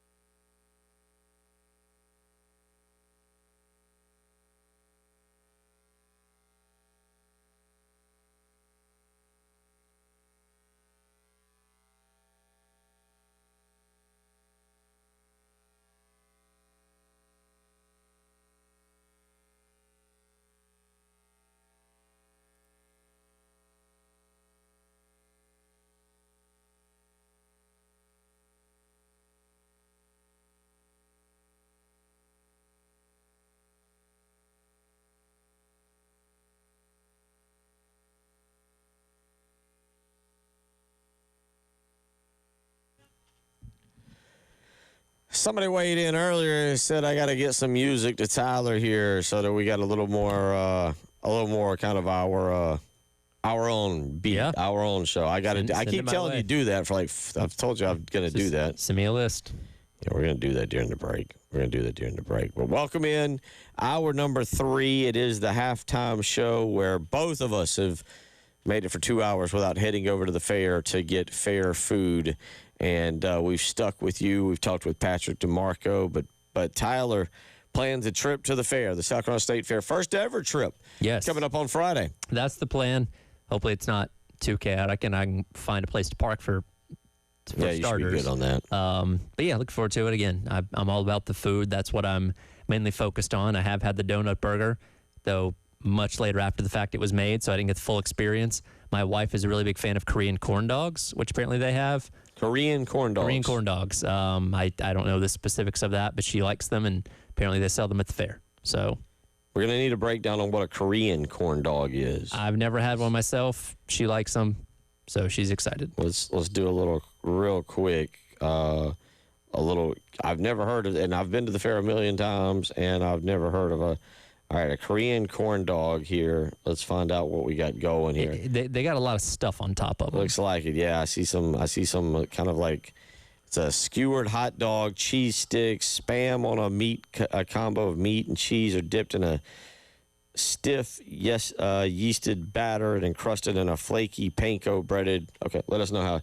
We might have to, if she's got 5 minutes. If she's got 5 minutes on Monday or Friday, we may have to hear from Miss Tyler Head to give us a breakdown. I may just film our reactions to things and put them on Twitter, and we can revisit that. How about that? All right. So we'll have to revisit that. If you're heading out to the fair, give us your fair food of choice here as we start to wrap up the fair on a Wednesday. Just a few more days left, and it'll be here obviously in town for the football game on Saturday. 803-404-6100. So we've officially flip the calendar. We have discussed a lot this afternoon about this game, and we're going to make picks on Friday. And I'm going to go ahead and I'm going to spoiler alert. I'm going to pick South Carolina because I'm a homer. Okay. Because I want my heart to be right, not my brain.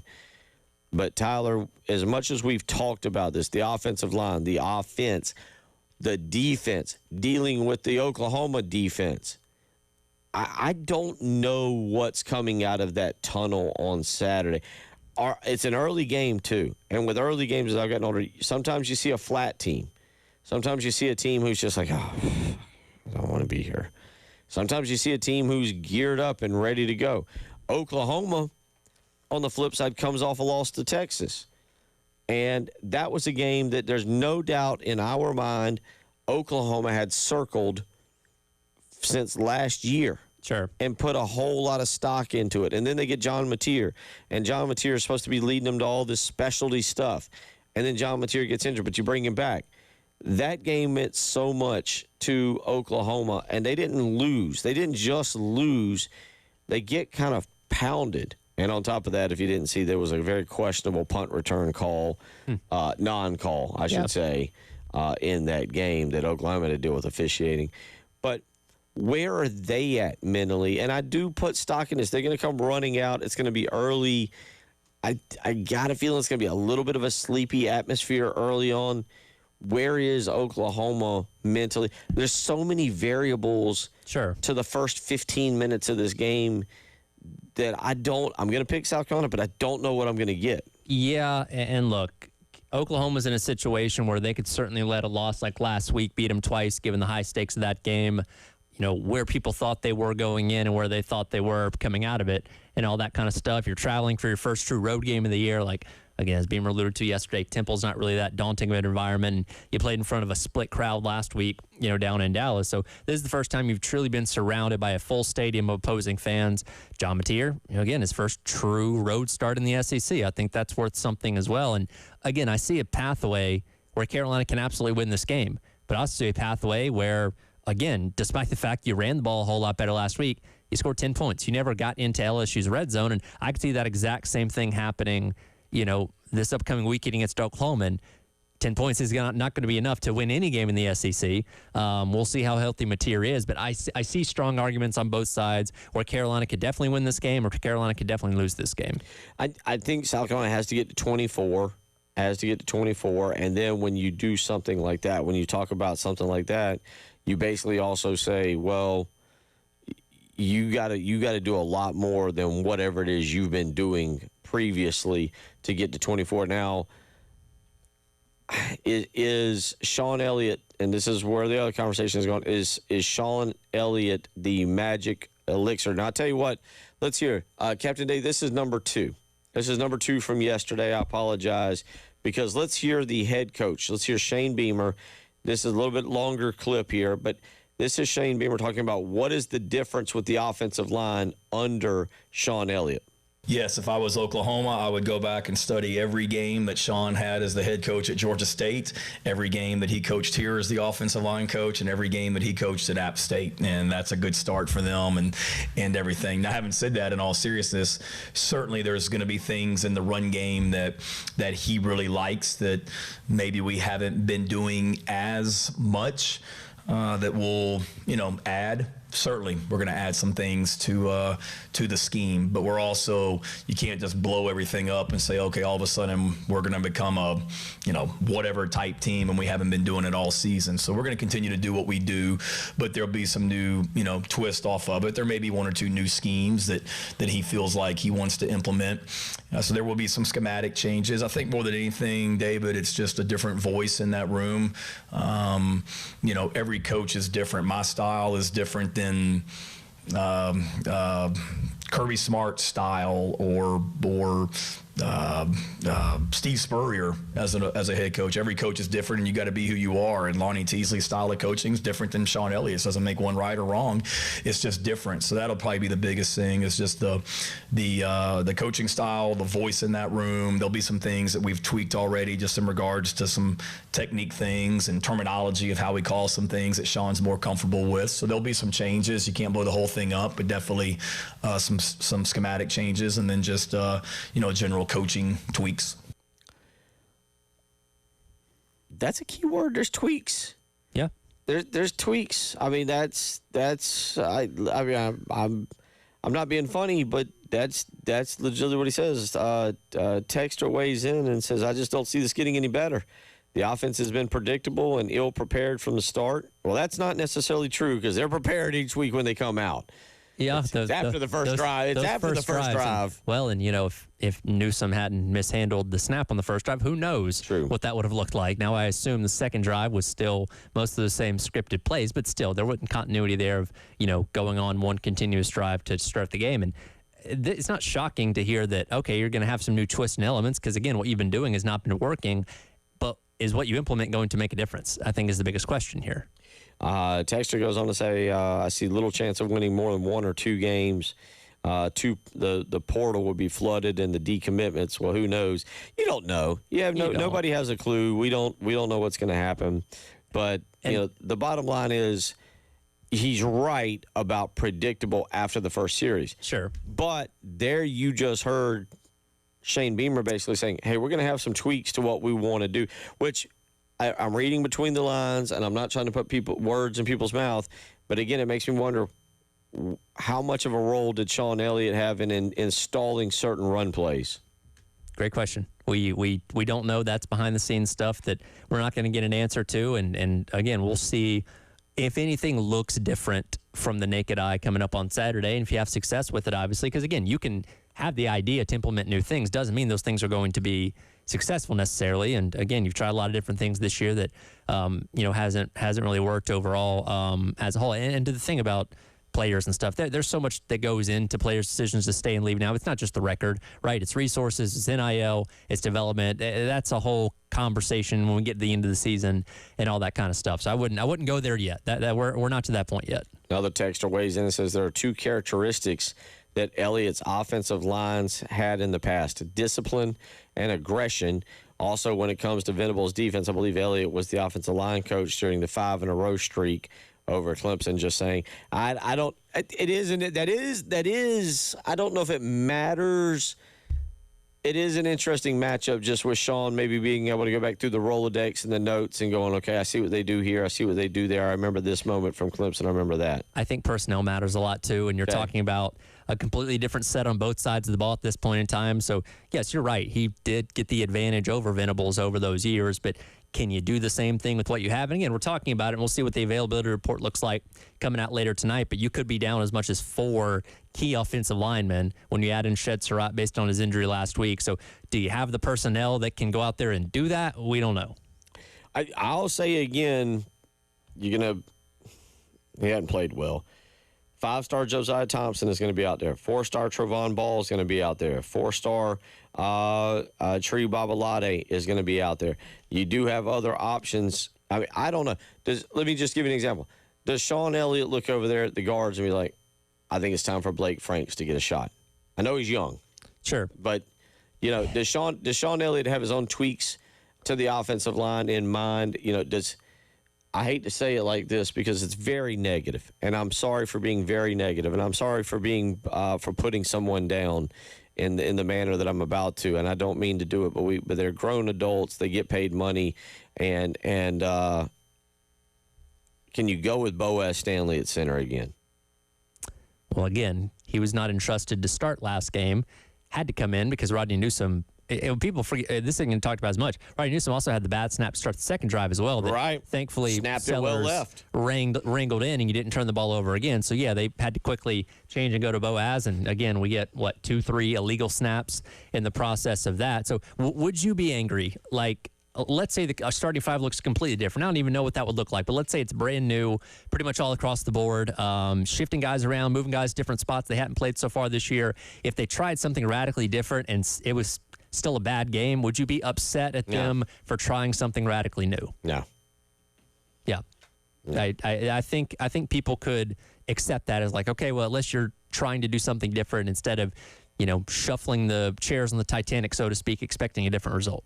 803-404-6100. There's a lot of thoughts there on South Carolina, Oklahoma. And again, we'll continue to cover this really throughout the next 2 days as a couple of y'all weighing in. David, oh boy, he says in Korea it's a real dog. No comment. Yeah, there you go. Another David says, have to just have a regular, fair corn dog with just ketchup and mustard. Nothing wrong with that. I think they have the foot-long ones, right? They have the really long corn dogs. That's fair. I can get down with that. I love a good corn dog. It's the yellow place. I can't quite remember the name of it, but it's over there by the buildings or whatever. One more texter who's just had enough. I love Sean Elliott's energy, but he's played out. It's time to go. It's time to go. It's time for a new coach for that position. Well, you can't do that 6 games in. And let's see what happens. Let's see how everything plays out over the next 6 weeks and see where everything takes place. When we come back, Tyler's got some James Franklin breakdown taking place. We're going to let him get into that as was it? You got a nice report there on whatever's been going on? There's some inside info on how all this went down and how long this has been brewing.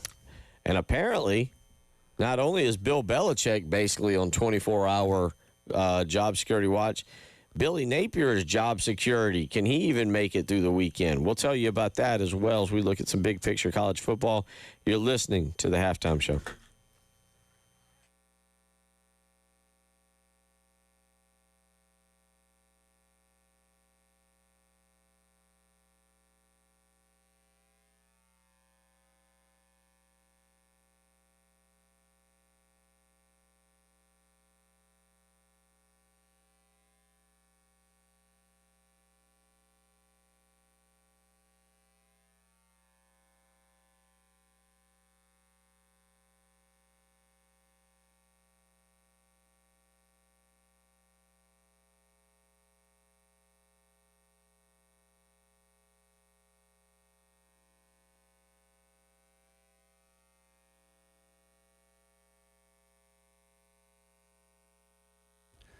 It's all right here for our friends over at Tilly's Warehouse, the first wine and spirit store in 5 Points in the past.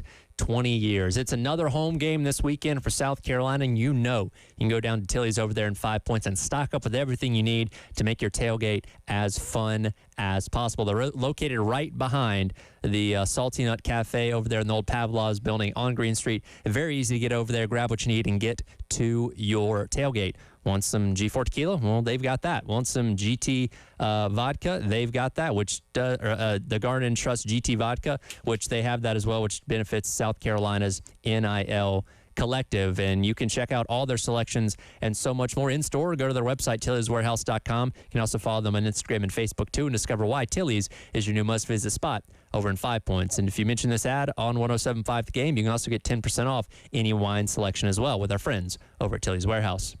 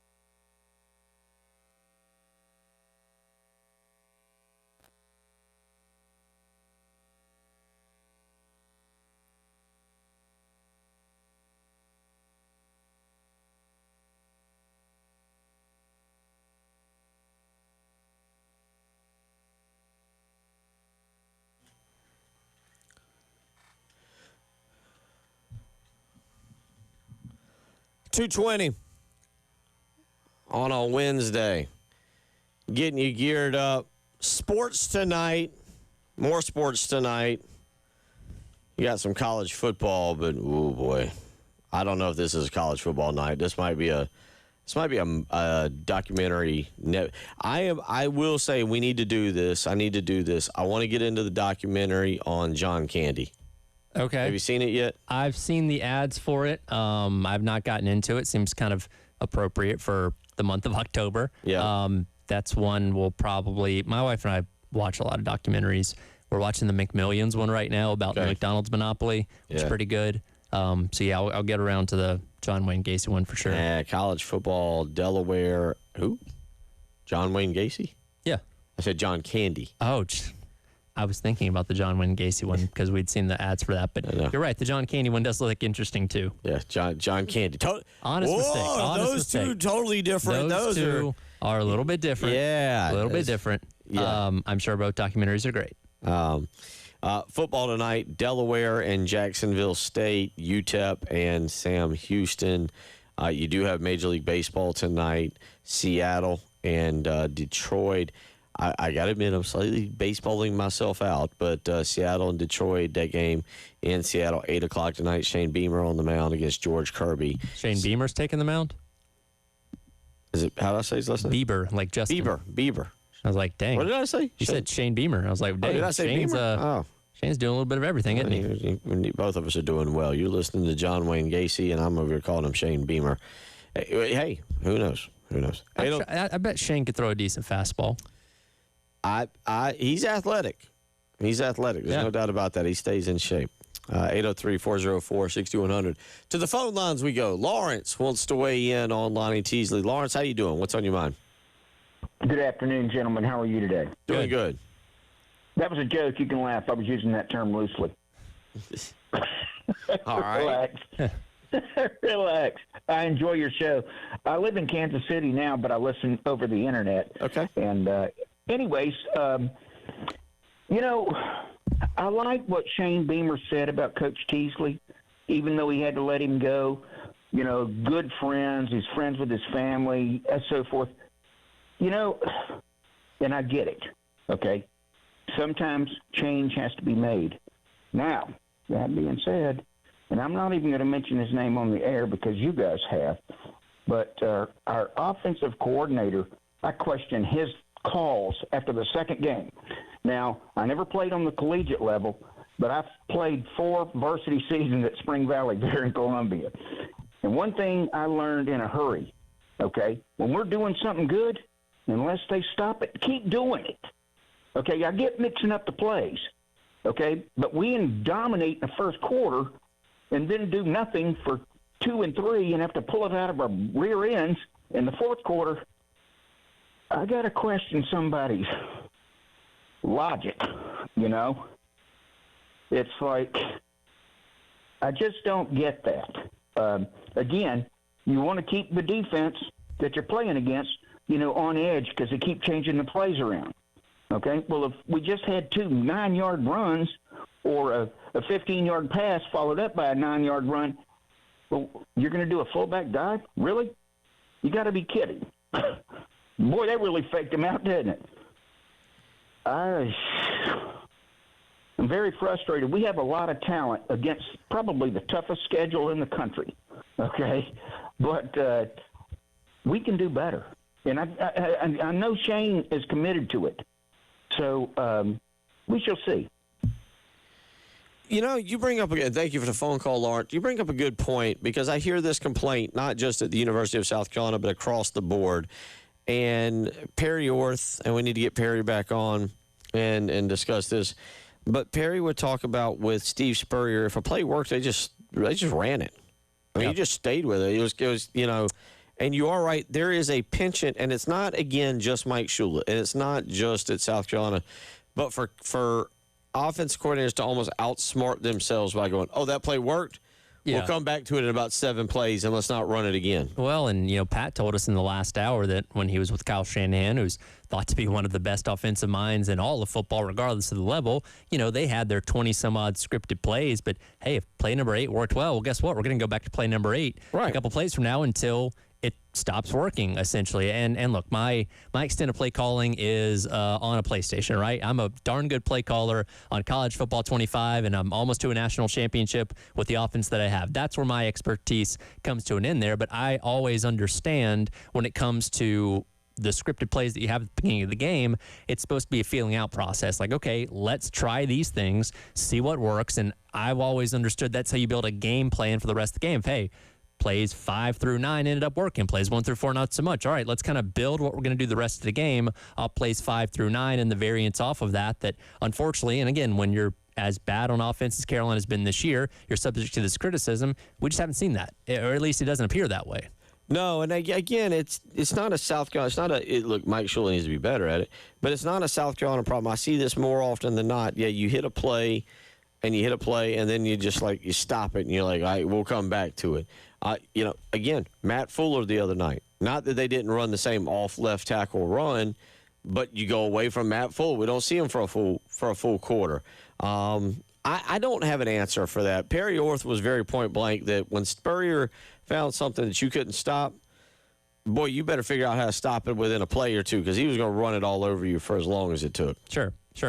803-404-6100. James Franklin is now unemployed. I did see today, I threw Virginia Tech out there.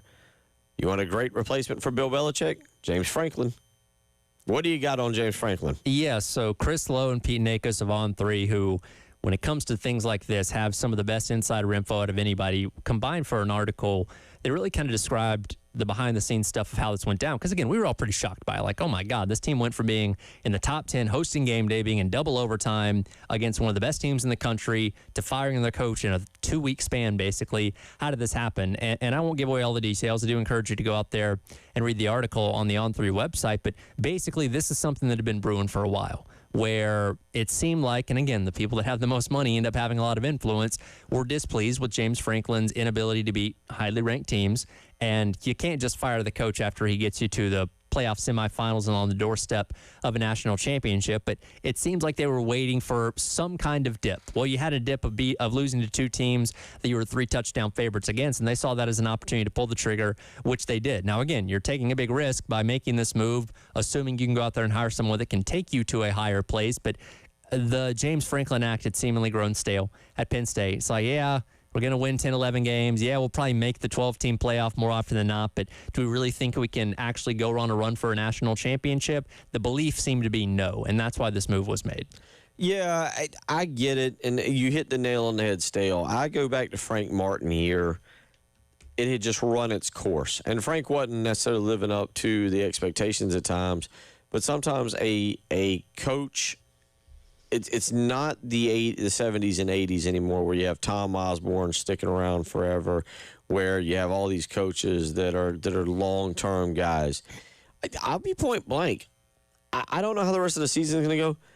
I do wonder, is Dabo and Clemson just – not that there's anything wrong, but are they starting to just – is that time frame starting to run out? And you see that with guys. Mike Gundy went 21 years, and it went ugly.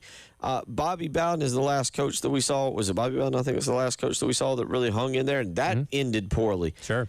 I don't know if there's not a time limit on most college coaches now because of the pressure, because of the money, because of the boosters. And you're right, what happened with James Franklin, it's weird and it's crazy, but it makes perfect sense to me. I have an expanded thought on this. I want to save it to the other side because I don't want to be up against the break here, but I have an expanded thought on why I think these kind of things and conversations are happening now. So we can get to that on the other side. We will do that on the other side. You're listening to The Halftime Show.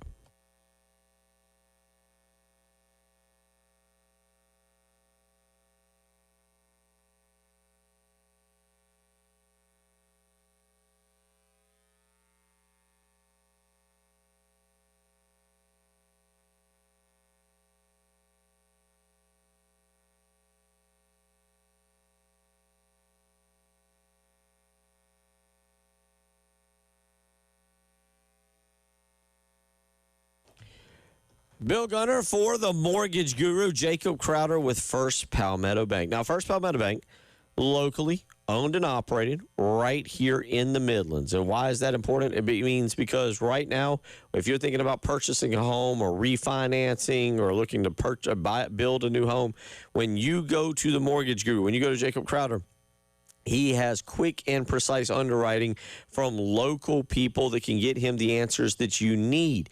And let's all face it, We want answers, and we want them today. But that's what makes Jacob Crowder stand out, that customer service. So call him today and see what products, interest rates, all the ways he can help save you money on your home are available to you. 803-719-1005. Again, that's 803-719-1005. You can email him, the letter J, Crowder at firstpalmetto.com. He's the mortgage guru, Jacob Crowder with First Palmetto Bank.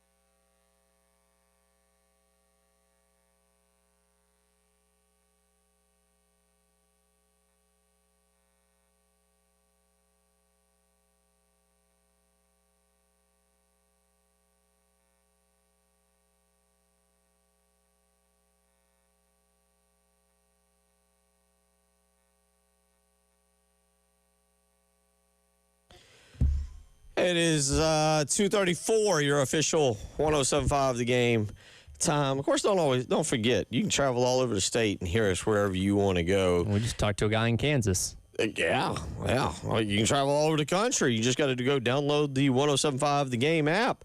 But, of course, if you are in Myrtle Beach, you can hear Tyler and I right there, 100.3 The Game in Myrtle Beach. If you're in Florence, hey, 100.5 in Florence. Of course, 107.5 The Game in Columbia. You're familiar with that. And if you're in Charleston, if you're heading down to Charleston, it's a little tricky right now, but you go to 96.9 and click on the HD3 channel. That's right. Go to 96.9, hit the HD button, and go to the HD3 channel. And guess what? You can hear us loud and clear. So when you're in Charleston, if you're hanging out down in the Crescent City, out there on Isle of Palms or Folly Beach or down somewhere fun, and you're on the beach, go to 96.9 and click on HD, your HD channel, and click on HD3, and you can sit right there with a radio on the beach, enjoy the view, and listen to a little sports talk. That's right. 803-404-6100. So you've got theories. Yes. Time for Theories with Tyler. So going back to, again, this article by Chris Lowe and Pete Nakos on On3, which I encourage you to read to get a lot of background details on how the James Franklin thing went down. And a lot of this stems from the fact that the people with a lot of money decided that they didn't want him to be the head coach anymore because the act of being a 10 to 11 win team that can't beat the top 10 opponents on your schedule had grown stale. And look, boosters have always had a big role in coaches being hired and getting fired over the years. And we've seen it here at South Carolina and plenty of other places around the SEC and around the country. When they stop believing, then guess what? They stop spending money. But that used to just be donations to the school and all that kind of stuff. Now you have such a direct impact when it comes to NIL. And look, we have revenue sharing, but NIL is still very much a thing when it comes to over-the-cap money if you want to have the talent to compete and really succeed in college football. And if that donor base says, you know what, we don't think James Franklin is getting the most out of this talent, I am halting my donations to help you with NIL until you make a change. Well, guess what? If you're the athletic director, Pat Kraft, your hands are tied. Because what are you going to do? Tell them no and they not give you money, which means Franklin's going to fail anyway. So when they decide that they want a change to be made, and again, some of these people may not have any clue what they're talking about or have any idea, but if you have enough money in your pocket, well, guess what? You have influence. So we're in an era today where donor money through NIL and all that kind of stuff is more important than ever. If they all get together and decide they want a change to be made, the change is going to be made. And you mentioned it's insane to think that Clemson would want to run off Dabo Swinney. But if those people that have that influence and have that power decide, you know what, I think we're not going to get back to the mountaintop with this guy, let's move on from him, then Clemson has no choice but to make a move at that point, right? It's the old, you were part of it. You saw it. Yeah. Mark Richt. Exactly. We now, got that enough. That was pre-NIL, but still, the people that give to the university said, you know what, this guy's hit his ceiling. We're not getting a national championship with him. They were putting NFL talent in the league left and right, but could only get to 10, sometimes 11 wins, a couple of SEC championships, but you felt like they had really gone as far as they could go. Now, they took a big risk because they hired a guy that had never been a head coach before, and let's not forget, a lot of Saban assistants had flamed out at that point in time, so it was not a guarantee. Getting a guy from the Saban tree was immediately going to mean success, right? In fact, nobody had beaten Saban as an assistant until Jimbo did it in 2021, so it was a risky hire for Georgia. It ended up working out, but Penn State's really going down a limb here. They do not know if Matt Rule or Manny Diaz, whoever they end up getting as the next head coach, is actually going to be better than James Franklin. In their minds, they think we can do that, but you don't know for sure. So you're taking a risk. But again, money is the root of all this at the end of the day. And when those people decide they don't want James Franklin around anymore, moves get made. Well, you don't want to stay status quo. I always, the sports purgatory. I was telling my son Austin the other day about this because my Miami Heat were about to get going with the NBA season. They're in purgatory. Sure. They're not going to miss the playoffs. No. They're not going to win the NBA championship. They're going to fit somewhere right in there in that play-in game. You are perfectly good. Get some kind of low-level lottery pick. You don't want that. Either be bad so that we can all complain and it's an easy decision to fire somebody. Thank you, Will Muschamp, for going 2-8. Sure. Or win and we're all celebrating. And so the bottom line is I'm with James. I would see it because what was the James Franklin record? Don't let me confuse this with Sarkisian. Franklin was 4-21 against top 10 against teams. top 10 teams. Correct. I don't know. Was there a mental block? Were they not good enough? Was he not a good enough coach? What was the reasoning? I mean, you would think you would just stumble backwards into like 2 or 3 more victories. The whiteout is a big deal up there to them. I think they're now 11-7 with Franklin, maybe with Franklin, but since these whiteout games. Like it wasn't taking it to the next level. And you knew that Penn State was a really good team. You knew they were a top 10 team. Sure. I don't think you felt like they were a top 3 team. No. And Penn State has those higher expectations. And there's a lot of schools. Georgia's the same way. Alabama's this. Why did we have such issues with Kalen DeBoer last year? Yeah. I'll give you another one. Florida State. What are you about to do with Mike Norvell? Yeah, that's gone sideways pretty quickly. I mean, and the question would be not that they can't hire somebody better, but if Florida State wants to get rid of, who are you going to hire? Who is the hot up and coming coach right now? Look, we've seen it at times. Sure. But who is the hot up and coming coach? Now I saw one article the other day. People speculate that Penn State's first call might be DeMarcus Freeman. Which, if I'm Marcus Freeman, I don't know if I make that move. I mean, you're obviously in a great place with great resources at Notre Dame, and I know he's not a Notre Dame alum, but he doesn't have any more specific ties to Penn State than anything else. You know what I mean? I don't know if I make that move if I'm him. And really, now for jobs like this, it's not the up and coming, G5 coach. It's not the hotshot coordinator. You're typically trying to go and poach a head coach that's already somewhere having success, like a Cignetti, like a Marcus Freeman or something like that. That seems to be kind of the trend that these schools are going towards now. No, I agree with you. Now, one other thing that is cropping up here, we mentioned Mike Norvell. Obviously, James Franklin's out. According to a report on USA Today, this is from Matt Hayes. Yesterday, Tuesday, Florida Athletic Director Scott Strickland met with a handful of influential boosters. There you go. Welcome to the people who run the program. Influential boosters, and was told continuing financial support. Let's repeat this. Continuing, as if we're going to stop. Scott Strickland met with a handful of influential boosters Tuesday and was told continuing financial support depends on new direction within the football program. 3 people with direct knowledge of the situation have told USA Today Sports. They got the gun to his head. They hold all the power and they know it. And they say, hey. And again, Strickland, when you're an athletic director and you have to fire a coach that you hire, that's admitting defeat on yourself because you're the one, or you're not the only one, but you're the one that made the hire, decided that guy was right for your program. Scott Strickland hired Billy Napier a couple years ago, so firing him is a mark on Scott Strickland's record as well as the athletic director, right, which you obviously don't want to do. So, but yeah, again, the donors, the boosters, the people that quite literally are funding this operation are saying, hey, we don't want to give you any more money until you give us something new to work with because, again, Billy Napier's hit a ceiling.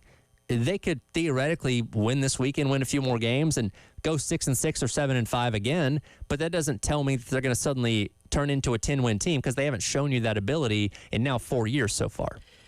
The article, the report, again, this is from USA Today, basically goes on to say the people who spoke on a condition of the people who spoke anonymously to protect the ongoing process said embattled Florida coach Billy Napier could be fired as soon as the weekend.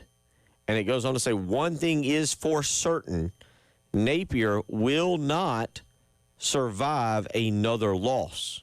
Yeah, makes sense. And they're going to a bye week this weekend as well. So don't think he can lose that one. You have the yeah, you have the time to do it where, again, that's pretty popular to make a move going into a bye where you have time to reorganize everything, get an interim in place and all that kind of stuff. So, yeah, it makes perfect sense. I think a lot of us are surprised he made it this far. Again, the Texas thing maybe kicked the can down the road a few more weeks, but, yeah, the boosters are very clearly fed up.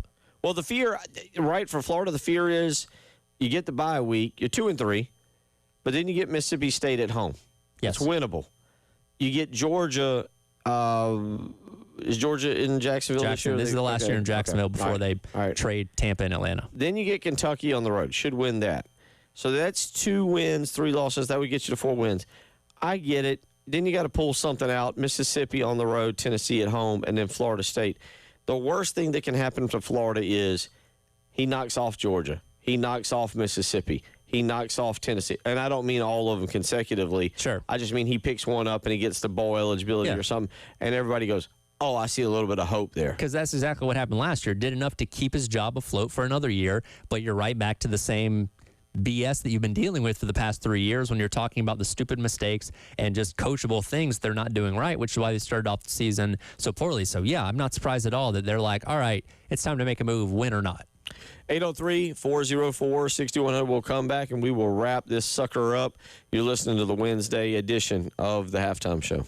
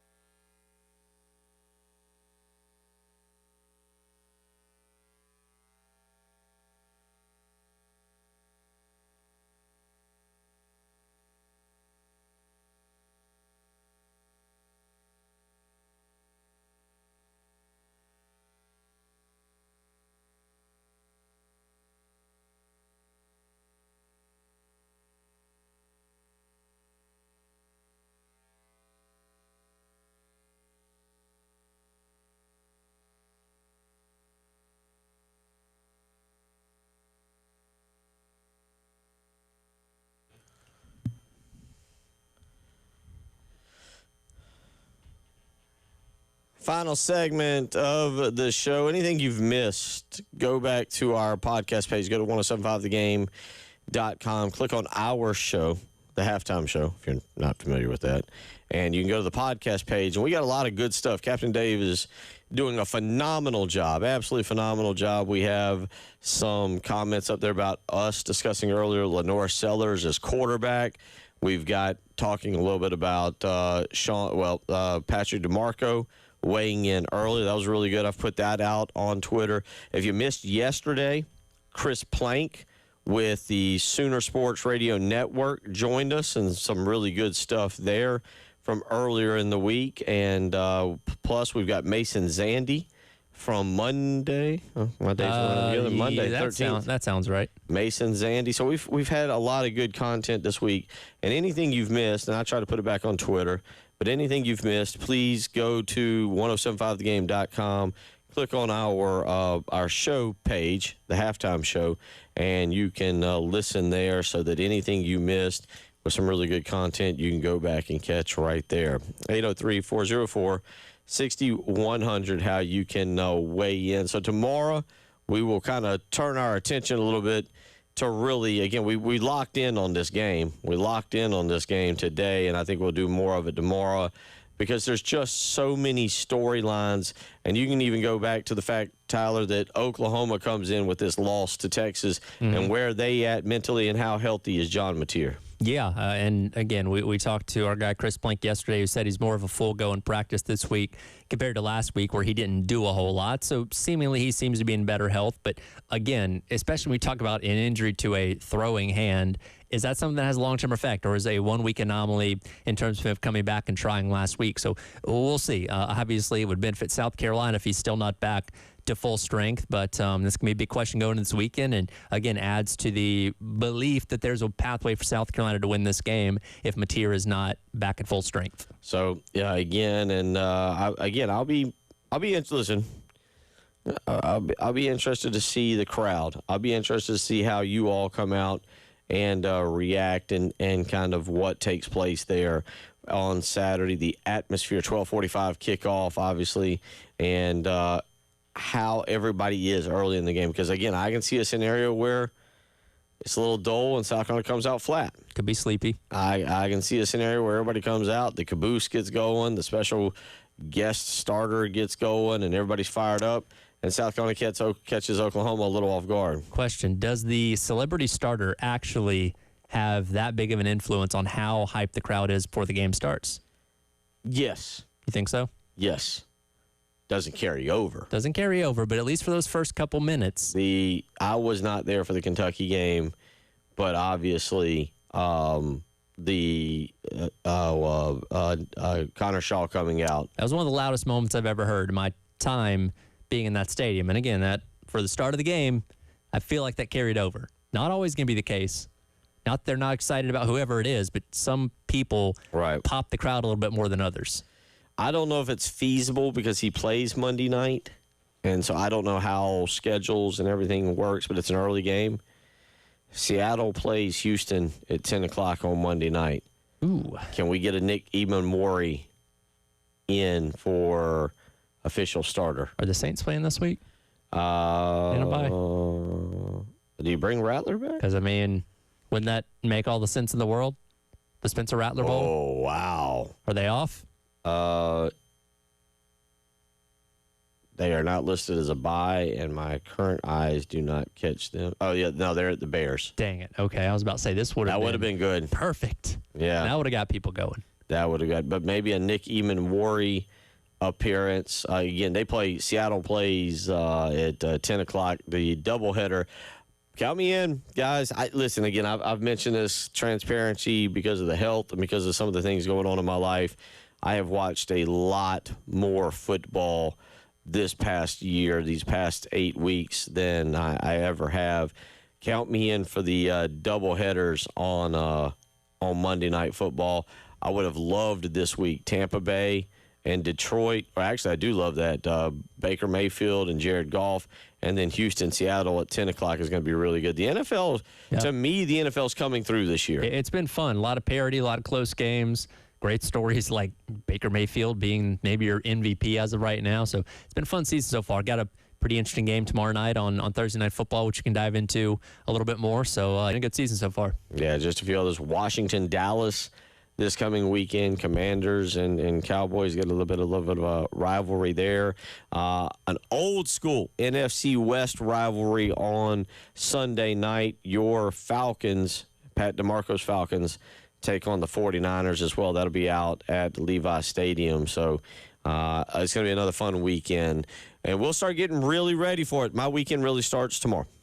That's right. Yeah, get you going. We'll talk some fair food tomorrow. We'll get into South Carolina, Oklahoma. David Waters of SEC Breakdown will join us to talk Florida as well tomorrow. Y'all have a good day.